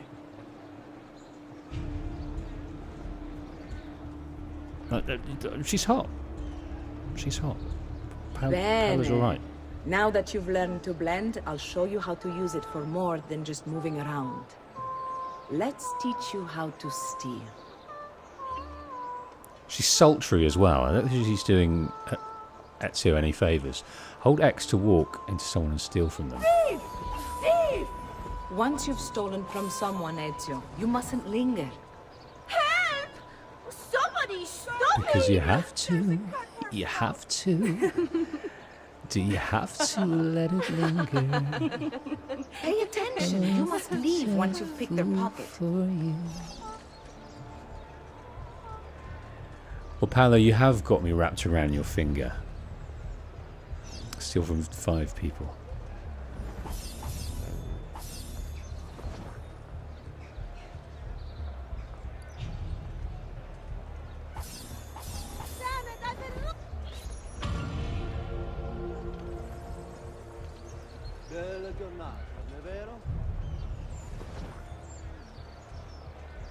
Blend skill learned.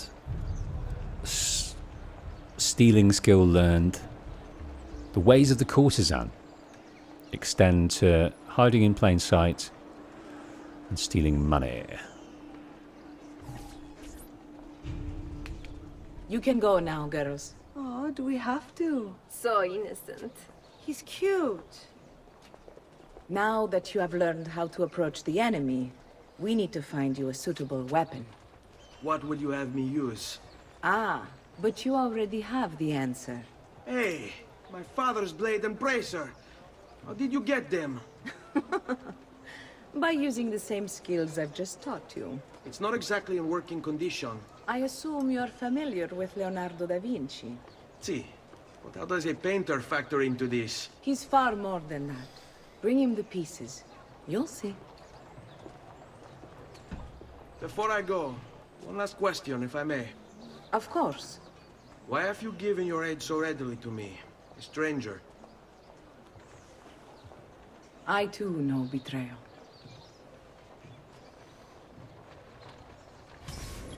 Okay. So, I'm not sure if it's explained in the book, I'm forgetting now, but maybe Paula was... She's not only related... This is a spoiler, what I'm about to say. She's an assassin.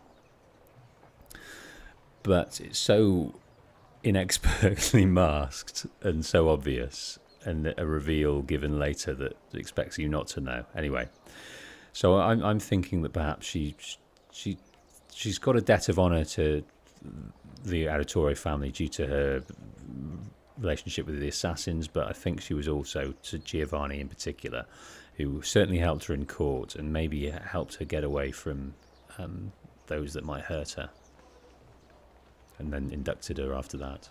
So visit Leonardo da Vinci at his workshop to see if he can repair Giovanni's blade. And actually I wasn't listening because her mother perfectly explained, and I think Leonardo did as well, about his other interests in architecture and engineering. So he's going to use those interests to help us in this strange device. Yeah, Jeremy Steele says she's a strong woman. Nikki says my kind of woman. And Leo says this game does resource to some MILFs. I'm sure she could have taught him a few more tricks though. She may do in time. And I get a feeling that there might be some youthful exuberance involved, but I think he's had a fair amount of experience already. Fair amount. Not bundles, but I think his cheeky ways and the carefree attitude of the Renaissance ladies would have allowed him to learn a few tricks himself.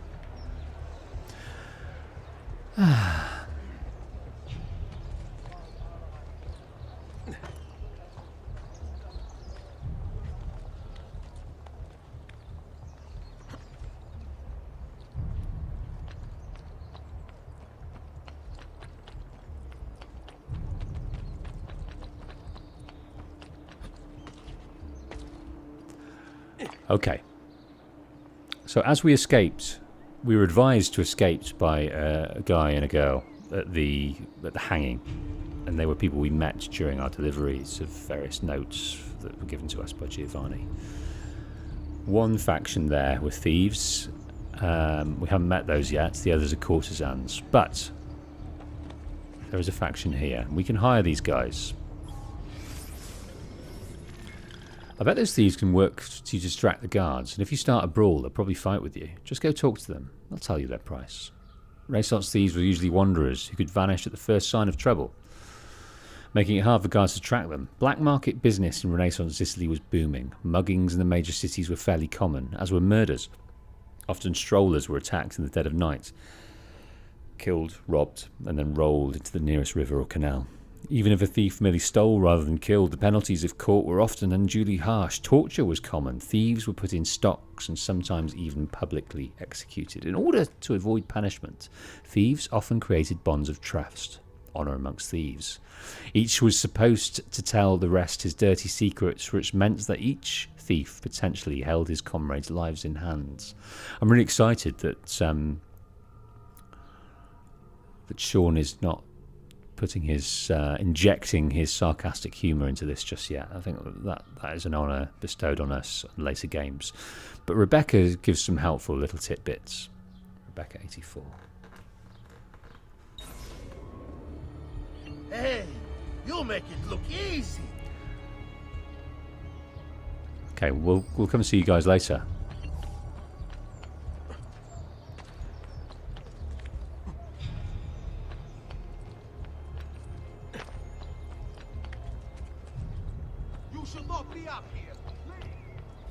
On rooftops, failure to heed the archer's warnings will cause them to attack. Let's get out of their way then. Attenzione! It has come to the attention of the Signoria that the young men have been climbing the city's buildings for sport. While not illegal per se, remember, it is only divertimento until someone breaks a leg. The citizens Okay. of Pisa have held a massive demonstration. Once again, So Nikki here referring to Rebecca's handle of 84. So that would make her IRL, or just generally, 40 years of age. So she's... What year is this? 2009. Maths would tell me that she is how old? Late 20s?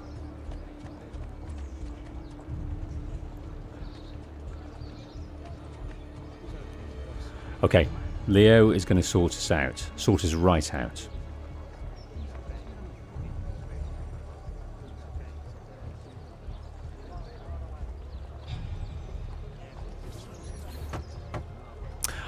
That's right, Nikki. It's 2012, isn't it, in the game? Oh, Ezio Auditore! I didn't expect to see you again. What with all that's happened. Ah, where are my manners? Welcome back. Now, how can I be of service? I was hoping you could repair something of mine. Of course! Come, this way! Che pasticcio. Tutto santo giorno che cerco. Let me clear a space. Alright, let's see it. Fascinating. I don't know, Ezio. Despite its age, the construction is rather advanced. I've never seen anything quite like it. I'm afraid there's not much I can do without the original plans. Mi dispiace. Wait. What are you doing? The contents of this page are encrypted, but if my theory is correct, based on these sketches, it may very well... It may very well what? Please, sit. Leonardo, Shh. Remarkable. If we transpose the letters and then select every third...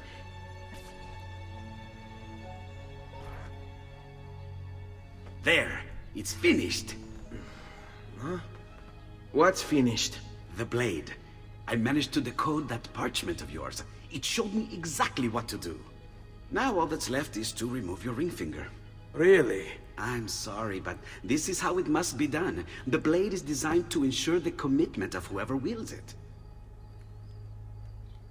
Bene. Do it quickly. I was only having fun, Ezio.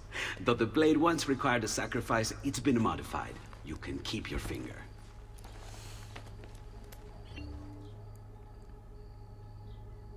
So what I've always been confused with, a couple of things. I'll move on to this first because it'll be quicker to explain. Is Leonardo, was it Leonardo that doctored the hidden blade? He doctored the plans to fix it so it didn't need to lose a ring finger, or was it already constructed so that you could use it without losing a finger. I imagine the latter, because Giovanni would have used it without losing a finger. But I've always taken it, the way he explains it there, to be that he has doctored the plans to not lose a finger. Not sure. Anyway, and always that scene, the motivations of that scene always confused me. It was a little bit rushed. He's not alone. He doesn't know anything about the assassin order. Nothing really at all. It's not been explained to him. He's not even heard the word assassin. He's got this device, and then he talks about the order. So to use this, you've got to lose a finger, and then he offers it with hardly a thought. That was always a bit rushed to me. I mean, like I say, it was a great, fantastic story, but little moments are terribly told. There was a way where he could offer his finger, but maybe it needed more time, and perhaps him having a greater understanding of this order in order to offer himself over to it, because he's not even heard of it yet.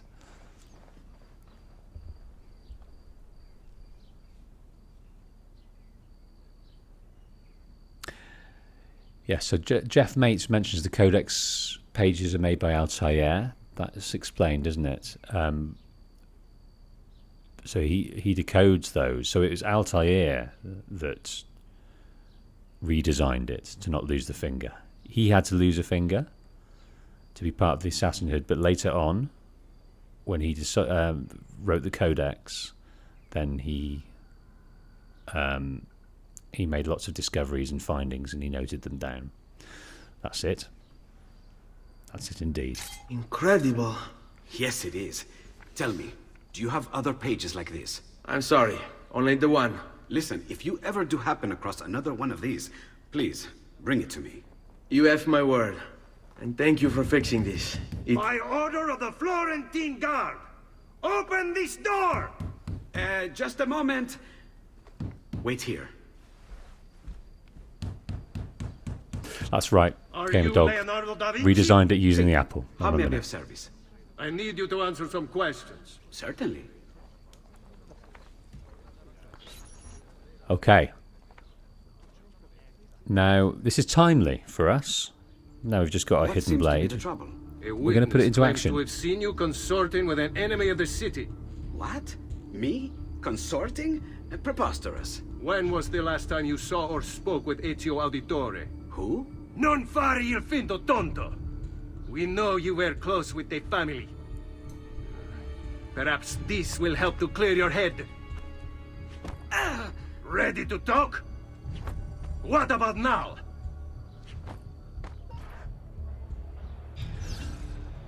We got to save our boy. He's taking some beats. Friend of the family, indeed. Hidden blade upgraded. What about now? And oh, it detected. It didn't give me the prompts in time. I was debating which button to press.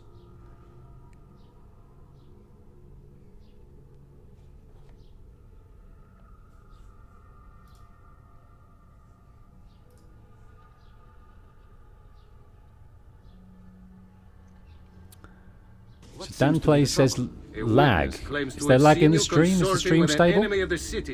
What? Me? Consorting? Preposterous. When was the last time you saw or spoke with Ezio Auditore? Who? Non fare il finto tonto. We know you were close with the family. Perhaps this will help to clear your head. Ready to talk? What about now?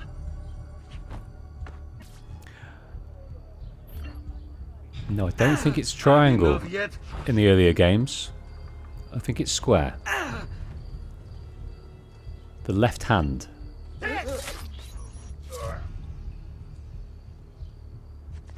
Okay. He only suffered a few beats. Grazie, Ezio. Sorry about that. I've grown accustomed to their abuses. What of the body? Bring it inside and put it with the others. Others? The city gives them to me for research. I wonder if he's alluding there to his homosexuality, the fact that they know, or his they know he's gay, and that those are the abuses he's talking about. Maybe they've discovered him in flagrante in certain situations. I'd like to put you in there. How do I do this? I've got to bring the body in there? I can't remember now. To bring it in, do we?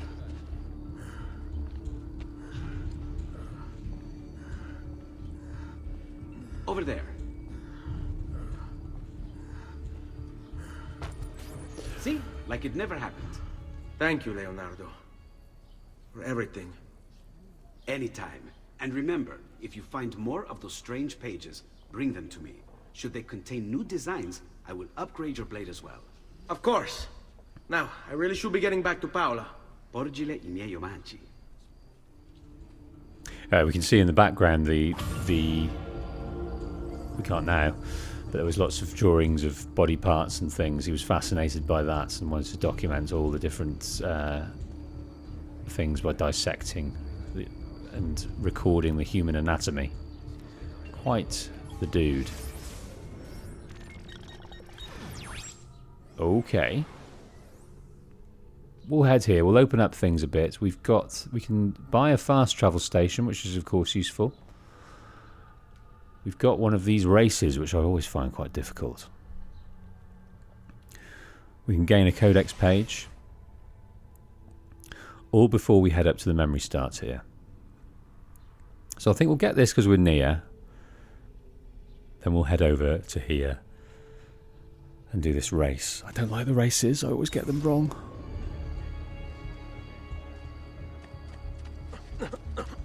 Come, amici! My wares are good and my price is incredible!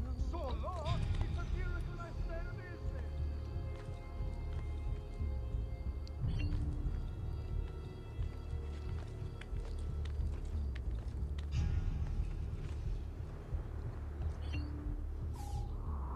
Yeah, I didn't even need to get on the ledge, so no danger of falling down accidentally.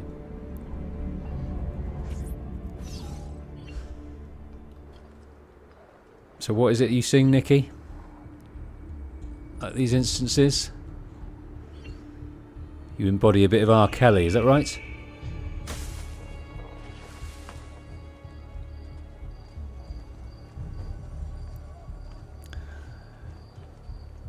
Yeah, it ruined my childhood.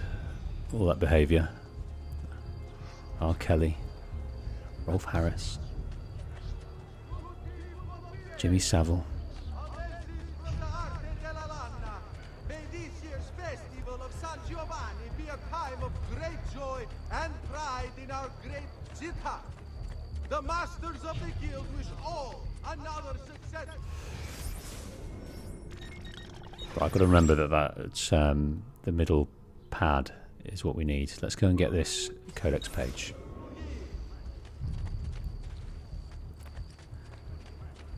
We'll get what we can in this available area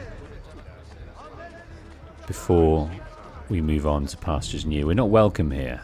We're shrouded in the robes of assassindom, so we're relatively anonymous. Mum, sister, they're safe, but unfortunately every other male member of our family has been killed right in this square here, right there. So coming back here must be traumatic in itself. In a later game, we actually come back to the aftermath of this in a little flashback, and we get to say our goodbyes to the bodies of Daddy, our brothers.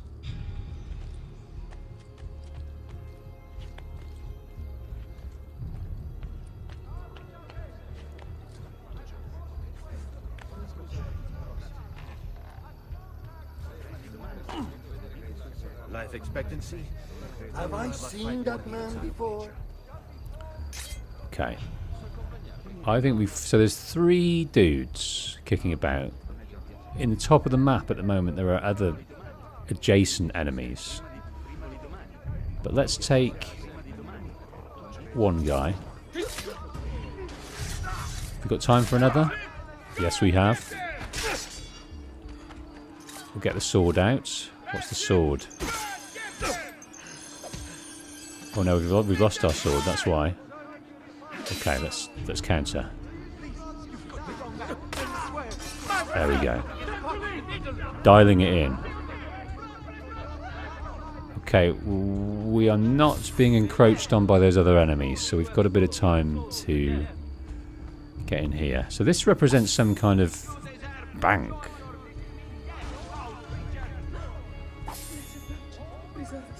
But within it, it's protected by, I'm guessing, the Templars. The codex page. It does explain it in, I believe, Revelations. Or it might explain it in this. I can't remember.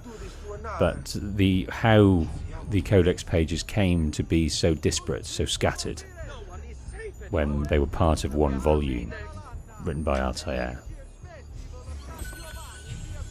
So we need our expertise to decipher that. Right, let's attempt this race then. I say attempt. That's not good. The corpses are piling up around here. Let's leave. Don't be shy. I'd better get there. Stop the attenti! As a consequence of the flooding further up the Arno, a small tax shall be imposed for repairs. All batteries sailing into the main staging docks of the city. Right, so I'm wondering if he's up there. Let me go over to the other side just in case I don't need to.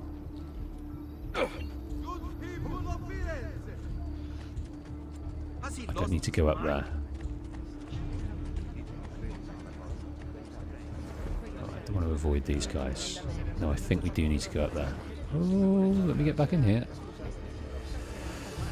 Excuse me, gentlemen. No, he's on the ground. Good.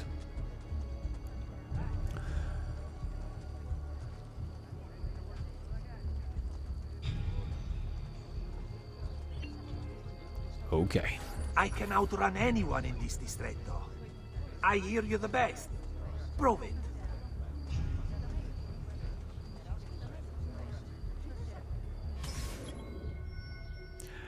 Bet you can't beat my record. Okay, so a thief, light on his feet, possibly better parkouring skills than our good selves, has challenged us to a moment. Okay. I didn't mean to do that, my good lady. I will never do that again. It has come to the attention of the Signoria that the young men have been climbing the city's buildings for sport. While not illegal per se, Oh, that's probably not useful to do that. until someone breaks a leg.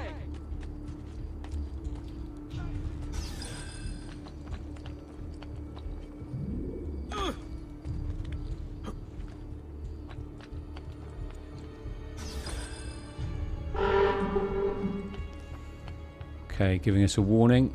Fair warning.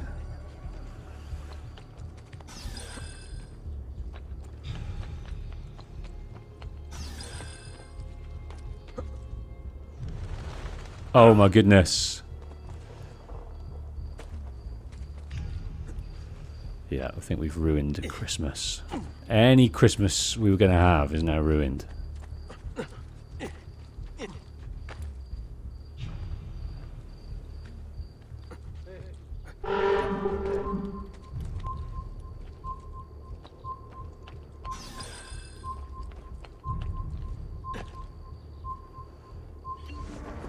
No.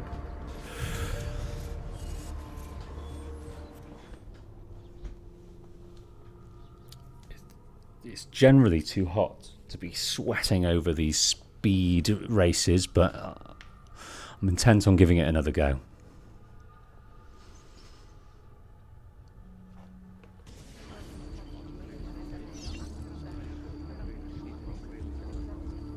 Oh no. This is the go. I lost 5 seconds there.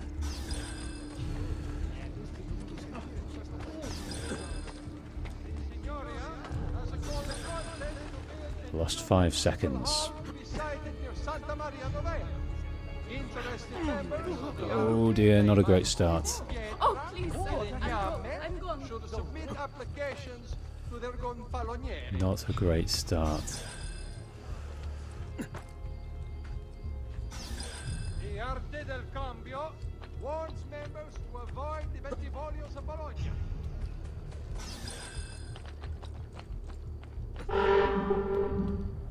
No. My inputs are letting me down. I'm going to give it one more go after this. So I am...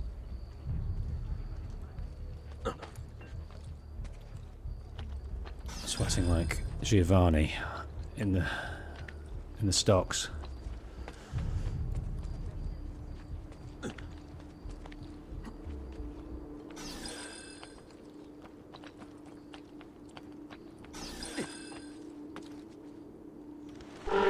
I've done the exact same thing, so I need to be careful with that one. Alright, let's not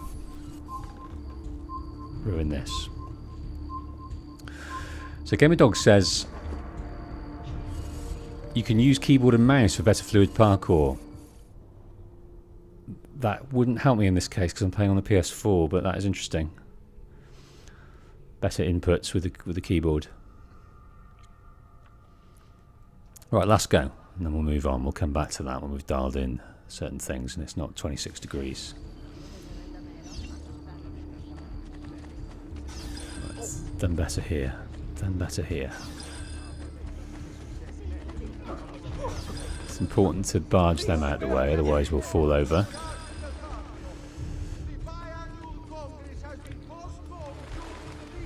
Oh, wrong way.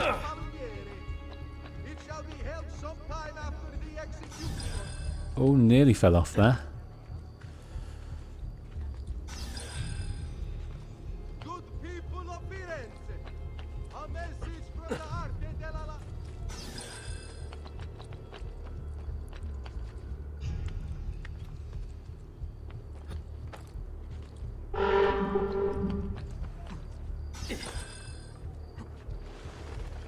Wasting valuable time and seconds doing that type of stuff, aren't I? Oh. Better to drop down and come back up there.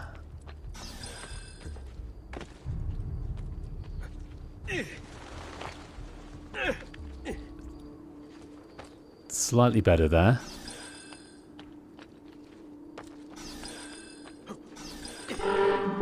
And the next one is where? I'm sure I have just what you need. Somewhere in the back. Oh! Was that the last one? Was that the last one? Oh, it was a whisker. Yeah, I think it's bags of time for the initiated this. So we'll see. We'll see. Oh.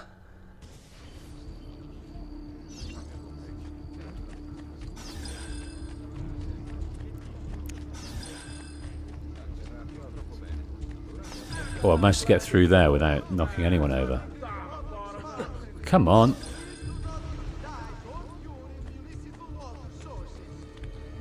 Do we even need to do that? No.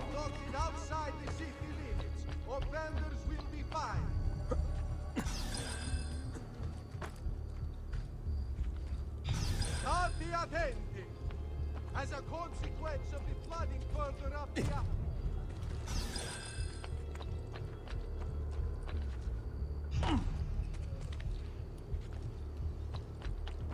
I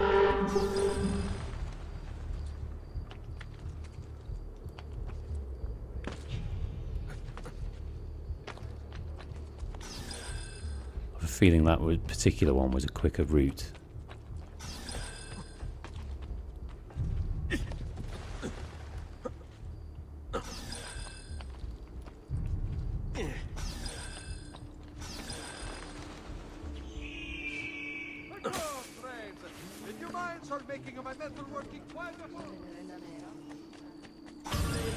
Boom. Yeah. There's a few moments I was pretty. Oh, don't want to mess around here too much.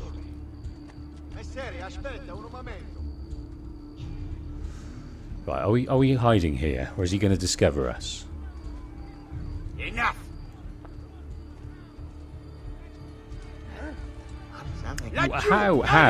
How and why? Sei un stronzo.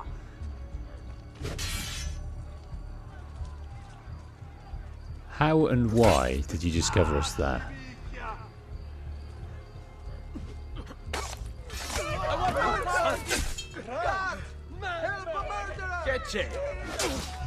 Oh, taunted him, taunted him. Go on, I need to dial in this timing.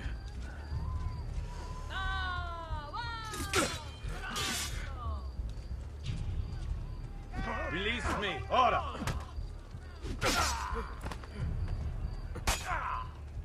Okay, got him on the ground. Right, let's try and dial in this timing. No, not getting it right.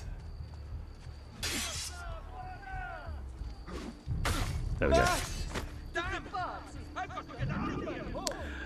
So Jeff Mate says if the detection bar starts being red, you have to run away or it will escalate into a fight. Okay. So if it's yellow, I would have got away with that. Okay, so codex page received.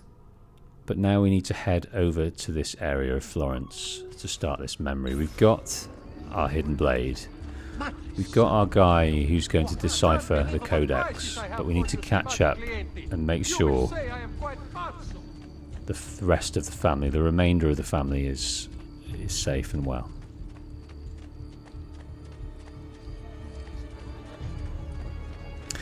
Yeah, we're learning skills as we go, so we're going to pick up a few little tricks. Sparrow there mentions bench assassinations, which are beautiful. If you've no stomach for luxury, the Signoria has called a contest to build a new municipal hall to be sited near Santa Maria Novella.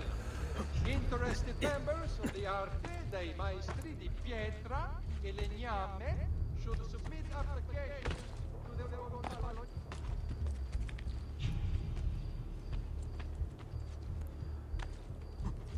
Past the Duomo.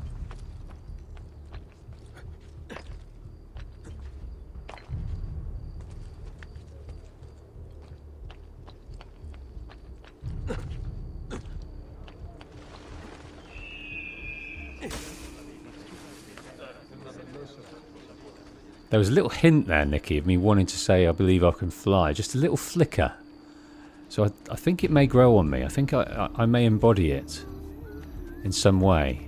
It's not a compulsion by any means, but there was a tiny little recognition. It came to my mind. So maybe by the end of this playthrough, you'll have me warbling at each leap of faith, which will only amuse you. Mine snapped.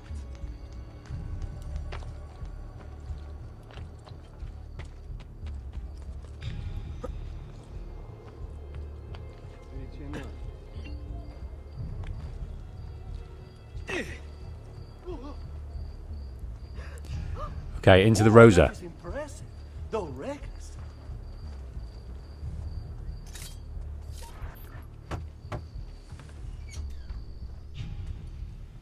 You were gone for quite a while. Leonardo likes to talk. That he does. But I trust he did more than talk. No, keep missing my windows. I've given you the skills. Leonardo's given you the blade. All that remains is the deed. Where can I find Uberto? According to my girls, he'll be attending an unveiling tonight of Verrocchio's latest work. It will be held at the Santa Croce cloister. Watch over my mother and sister while I'm away. Of course, Ezio. As if they were my own.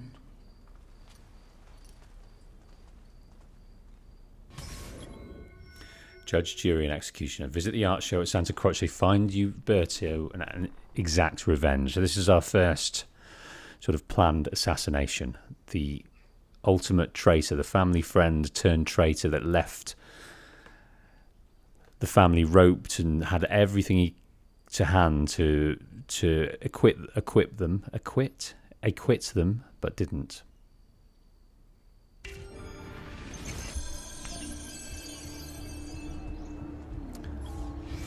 Uberto Alberti. Here we go. Trusted friend of the Auditore family.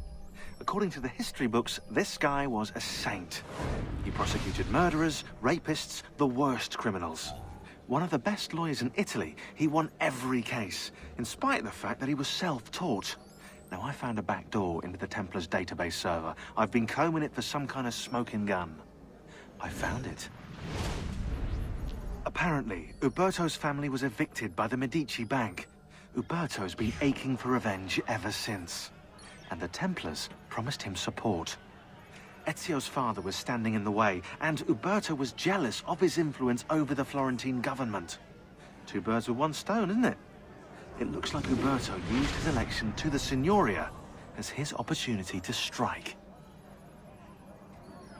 Okay, jealousy. The main driver there. Uberto Alberti. Oops. Trust. Doesn't excuse anything. The man needs to die. But it won't be the end. It's just merely uncovering a greater plot, a larger host of enemies that we need to deal with, all with a hand in Giovanni's downfall. So it turns from revenge into a kind of a compulsion to rid the world of these people. So as I say, Ezio is not supposed to consider himself an assassin. He doesn't even know what the assassins are. He's never heard the word. No one's uttered it to him. He doesn't hear that until later on. And then much later on, when he is it's revealed to him who else is an assassin. It's quite silly. So I think we're just going to go under the guise that he's following in his father's footsteps, but he doesn't know quite the historical nature of them yet. Again with this? You have overstepped your bounds, Uberto. Who are you to speak of bounds? You, who have crowned yourself Lorenzo di Medici, Principe of Firenze. I've done no such thing. Of course not. Ever innocent. How convenient. At least now we see how far your reach extends, which is to say, nowhere at all. It has proved a valuable lesson for me and my allies. Yes. Your allies, the Pazzi. Is that what this is about? Be careful with your words, Lorenzo. You might attract the wrong sort of attention. Okay, so Lorenzo's not aware. There is just a rivalry there. Follow Uberto without being detected. Yes, we can see one there. I think I'll leave that one till later, till there aren't so many guards and we're not so focused on enacting this revenge.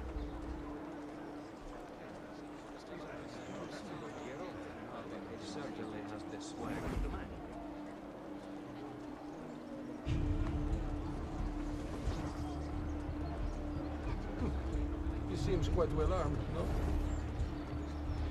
He seems quite well armed, no? Okay. We're going to look for a way in, but that's not it. He's in there in some kind of gathering, unveiling some kind of art. Another trader? Aha. Doesn't look like one. Well, we're going to use the wiles of the courtesans.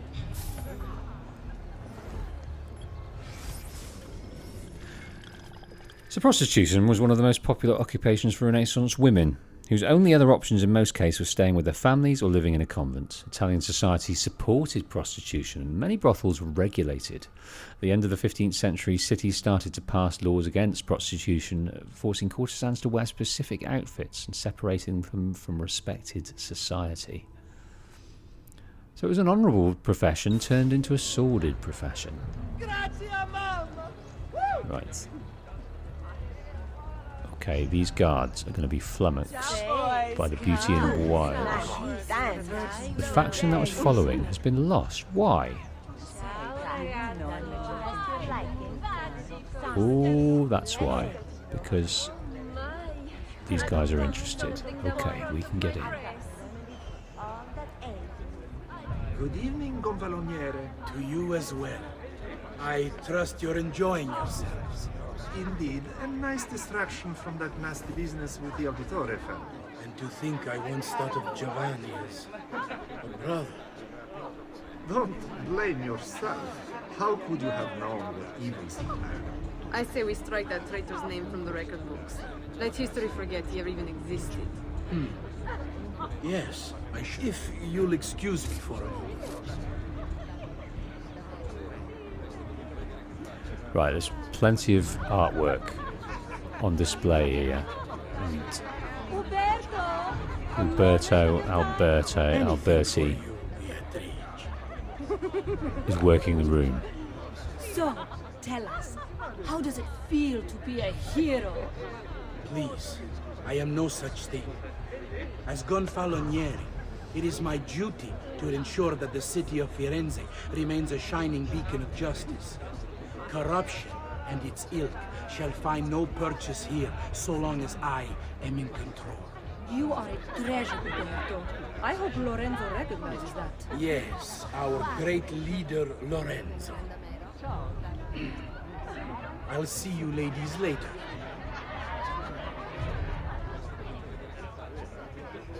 Right, I'm wondering whether he's going to work the room and move, or it might be a good opportunity to go and get him. But let's see if he converses with any more people. It might be worthwhile. So these guys are interested. Uberto, there you are. I was just telling the others about the execution. I mean, no offense, but what if they did not act alone? You can rest easy, friends. I am confident that this treachery began and ended with the Auditore family. What of the other son? Ezio, was it? The child poses no danger. Soft hands and an even softer head. He'll be caught and executed before the week is out. Oh, don't let us keep you, Uberto. We just wanted to say hello. Now, I wonder if Uberti thinks that that's the case, that it's just the Auditores. Whether he's been instructed by powers that be to let it alone now. Leave it at that. Let the peace Evening to drop. you, Gonfaloniere. Is everything to your satisfaction? Do you even need to ask? Of course. Accept our thanks for this evening and for helping to keep Firenze safe. I always had my doubts about the Auditore. Where did the family even come from? To gain such wealth and prestige in just a single generation. And the children with their odd names, always making trouble. No surprise given the company their father kept. Whores and thieves, I swear. Seems to be common knowledge that It is clear now he sought to undermine he worked with the those city, people. to overturn all we've worked so hard to build. But thanks to you, that's over. So, obviously, it was an outward-facing thing that Giovanni represented Paola. So he has been seen to mix with those dudes. Okay, are there any more? I think that might be it. I can't see any more approaching conversationalists. Gaze upon that piece of art, because that's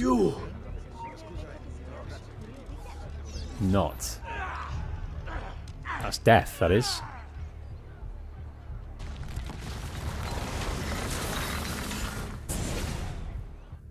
You would have done the same. To save the ones you love. Yes, I would. And I have. You will again. The Auditore are not dead! I'm still here! Me! Ezio! Ezio Auditore! Okay, I'm going to read that in a minute, but we need to escape. And this is too inviting a place to start.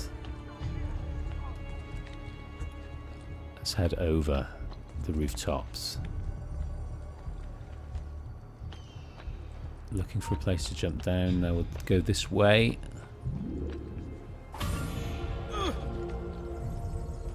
Judge, jury, and executioner. So he's got his. That was an outpouring of vented anguish and frustration, wasn't it? Let's read this letter.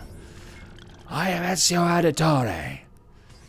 making sure they all knew, and that was pent-up revenge. I felt there could be a bit more piquant, though. They could have worked up to it more. Maybe a few soliloquies from Ezio, just to discuss his anger and resentment at the man, the family friend they once knew.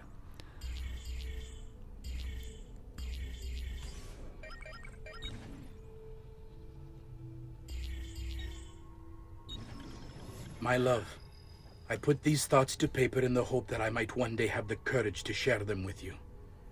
In time, you'll no doubt learn that I betrayed Giovanni, labeled him a traitor, and sentenced him to die.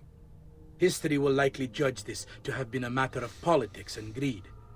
Know that it was not hate that forced my hand, but fear. When the Medici robbed us of all we owned, I found myself afraid. For you, for our son, for the future. What hope in this world for a man without proper means? They offered me money, land, and title in exchange for my collaboration. And so this is how I came to betray my closest friend. However unspeakable the act, it seemed necessary at the time. And even now, looking back, I see no other way. Trying to justify it to himself.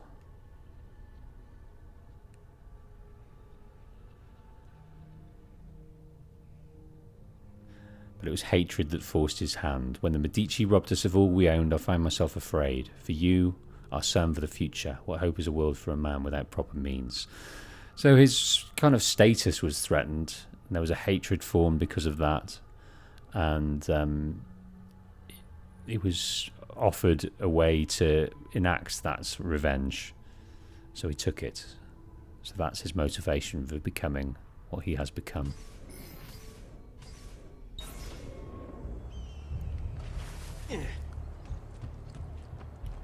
Okay.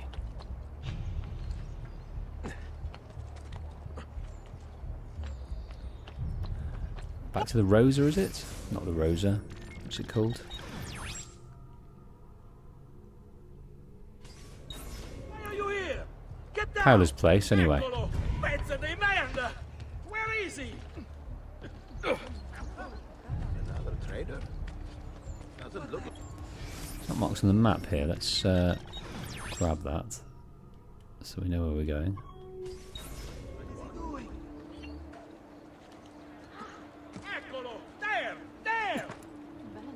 That's pointless. I don't see him.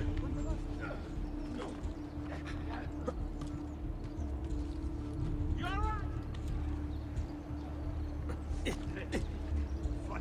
Image would make a man fun. I would you get it.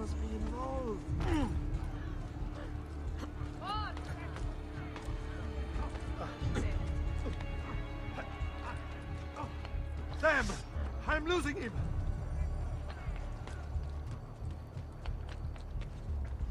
It's always good to use the rooftops. Okay, here we are.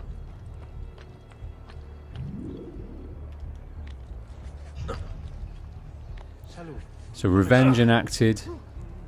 Now we can concentrate on rebuilding.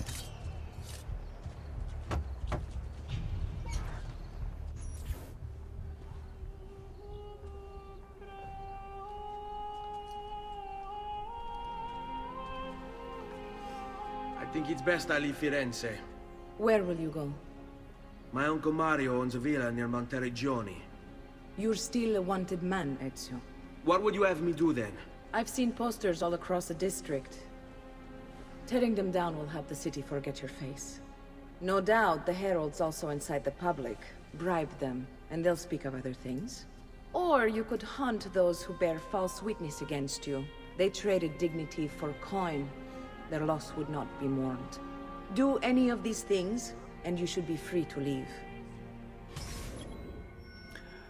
Okay, reduce your notoriety by moving posters, bribing a herald, or killing a corrupt official. All will be aid us in smoothing the passage out of Florence to family. I've added a program for tracking notoriety. This little meter will help you know how far you are between notorious and incognito. Okay, so top left we've got a very red assassin This will help you symbol. know if you should watch your actions. It'll also tell you if the notoriety level is part of Ezio's memory or not.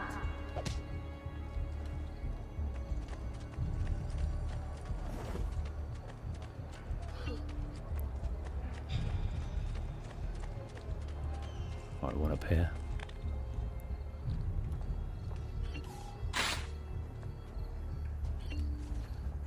And there seems to be... Is this a herald?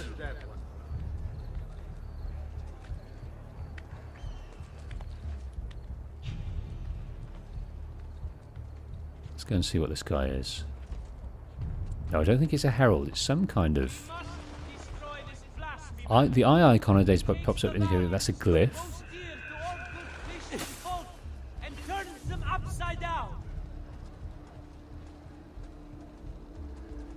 Now I think... Let's grab this guy.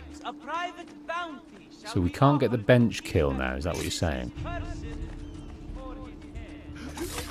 Okay, that's one of those is pretty cool because it's cheap and it also completely eradicates. Basically, it's the golden snitch of assassinations. It basically gets rid of the whole meter. So looking for those guys is useful.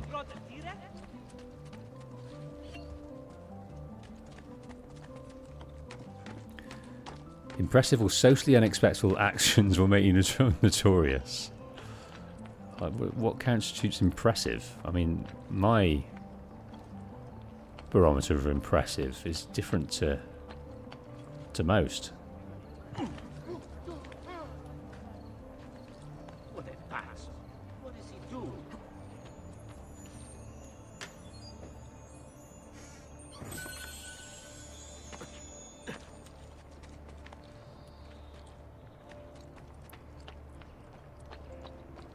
Okay, across the rooftops once more. We can see there's some thieves over there.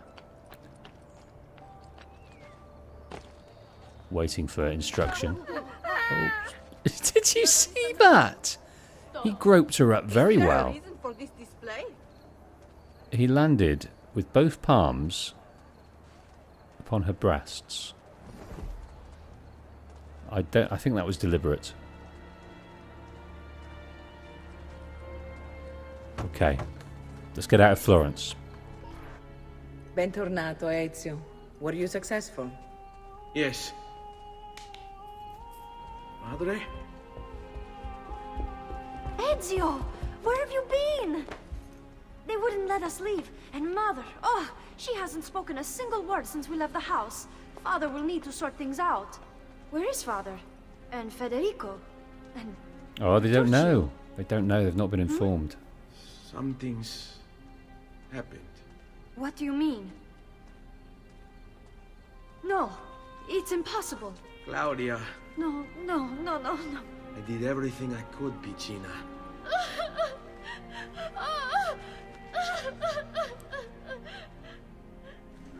Listen, right now what matters is getting us all someplace safe. But to do that, I need you to stay focused. Do you understand?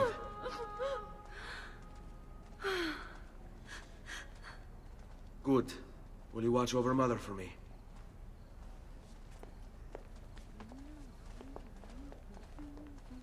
Then She's we are still ready. in that Thank you fugue again state. for everything. Stay safe, Ezio. Stay vigilant. I suspect the road ahead is yet long. Hers is a maternal affection there.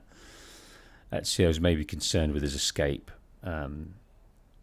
So I don't know if there's any sexy thoughts between those two right now.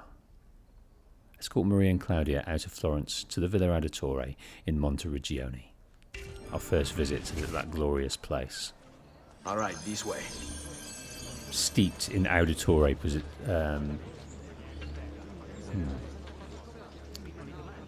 steeped in Auditore history.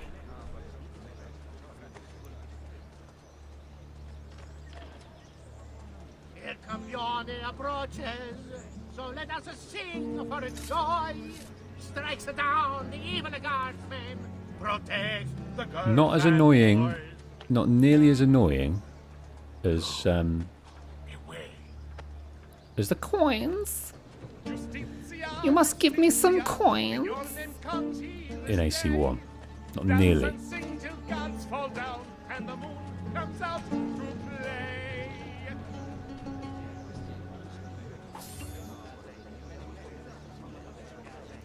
Okay, we can throw money to get rid of them, that's fine.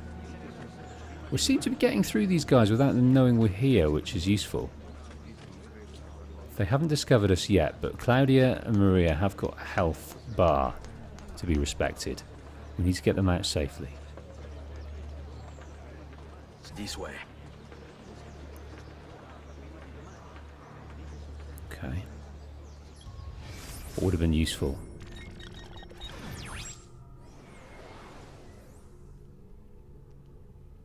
I don't know if we need to come back on ourselves.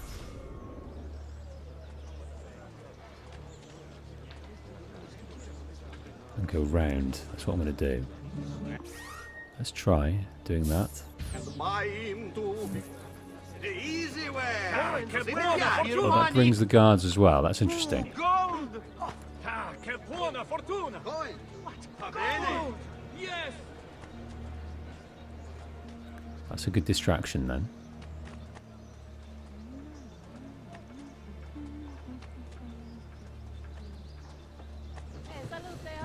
So not only do we have to get out of the city, we've got to traverse the countryside to Monteriggioni. I've no idea what the distance is, but it's not a satellite town. It's fairly far away, I think.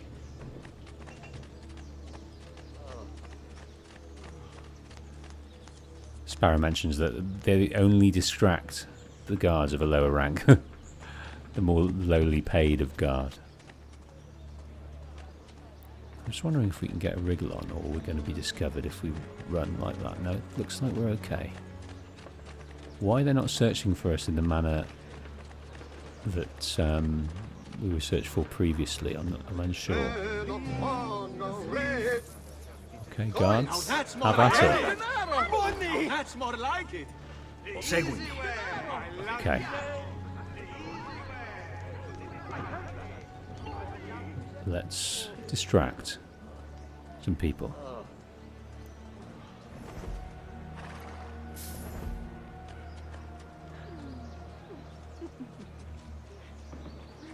Come, good gentlemen.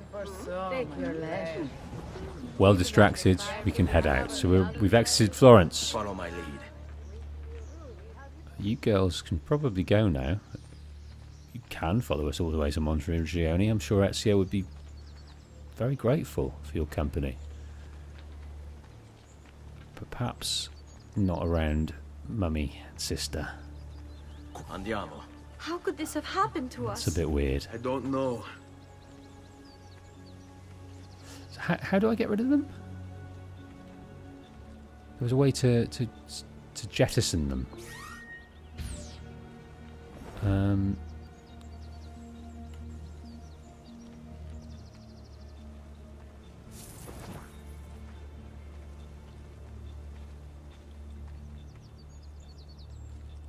Yeah, I don't know how to unhire them. Stop. There we go. Triangle. Okay. Now, come on. You follow. Falling. Oh no, the courtesans are coming. All right. The more the merrier.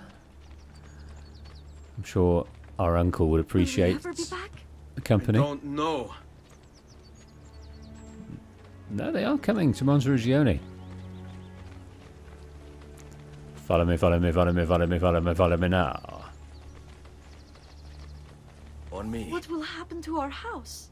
I don't know. Were they given a proper burial? Yes, they were. They were given a proper burial, one we didn't see, but one we come back to. That's interesting, isn't it?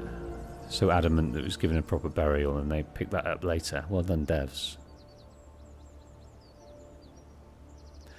So that's sequence 2 complete.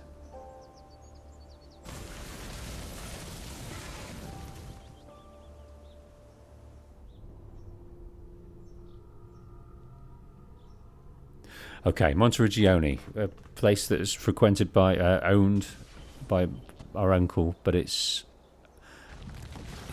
not as it once was. It's not so apparent, but it's very, very run down compared to its heyday. It's been kind of neglected a little bit by Mario. Lots of boarded up buildings. Commerce has been neglected. It's not a thriving town. But it's one that will serve its purpose for us in hiding out. We should be close. Grazie a Dio.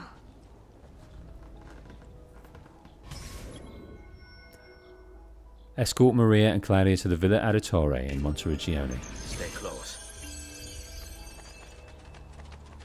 Right, they're all healthy, they're all protected. And we're about to have a new home of sorts. Buongiorno, But Ezio. How could you leave Firenze without saying a proper goodbye? Ezio! What do you want, Vieri? So many things. A larger palazzo, 2 new steeds, a prettier bride. Oh, and yes, your life. Vieri's a poet. Condolences for the loss of your father and brothers. What will happen now that there's no one left to help you? I have such wonderful things in store for your mother and sister. Oh, I need to highlight it better, don't I? We need to get over here though, because Mum and Sister. Oh, I've just hit Mum. Sorry, Mum.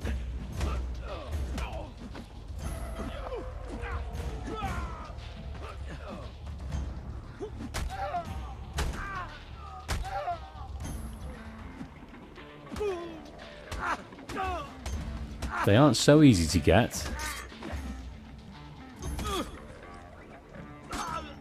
Okay, using the hidden blade might help.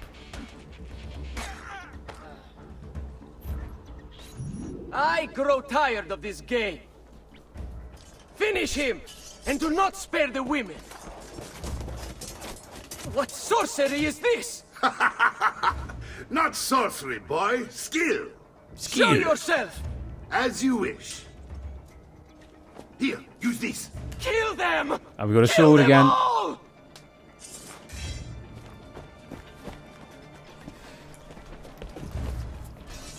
Aha! You won't run away this time!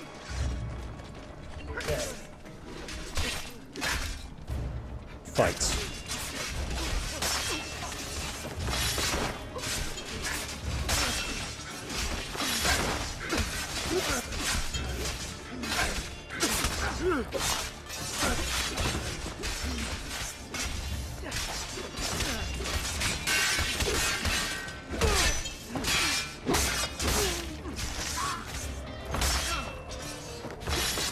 Family's not doing too well.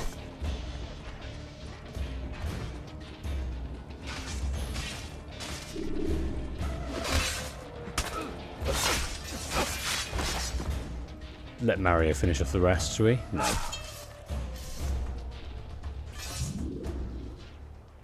You have my thanks. Keep the sword, Ezio. Do I know you from somewhere? Don't you recognize me?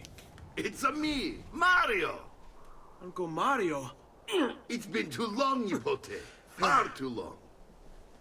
I heard what happened in Firenze. Terrible. Come, let's get you all away from here.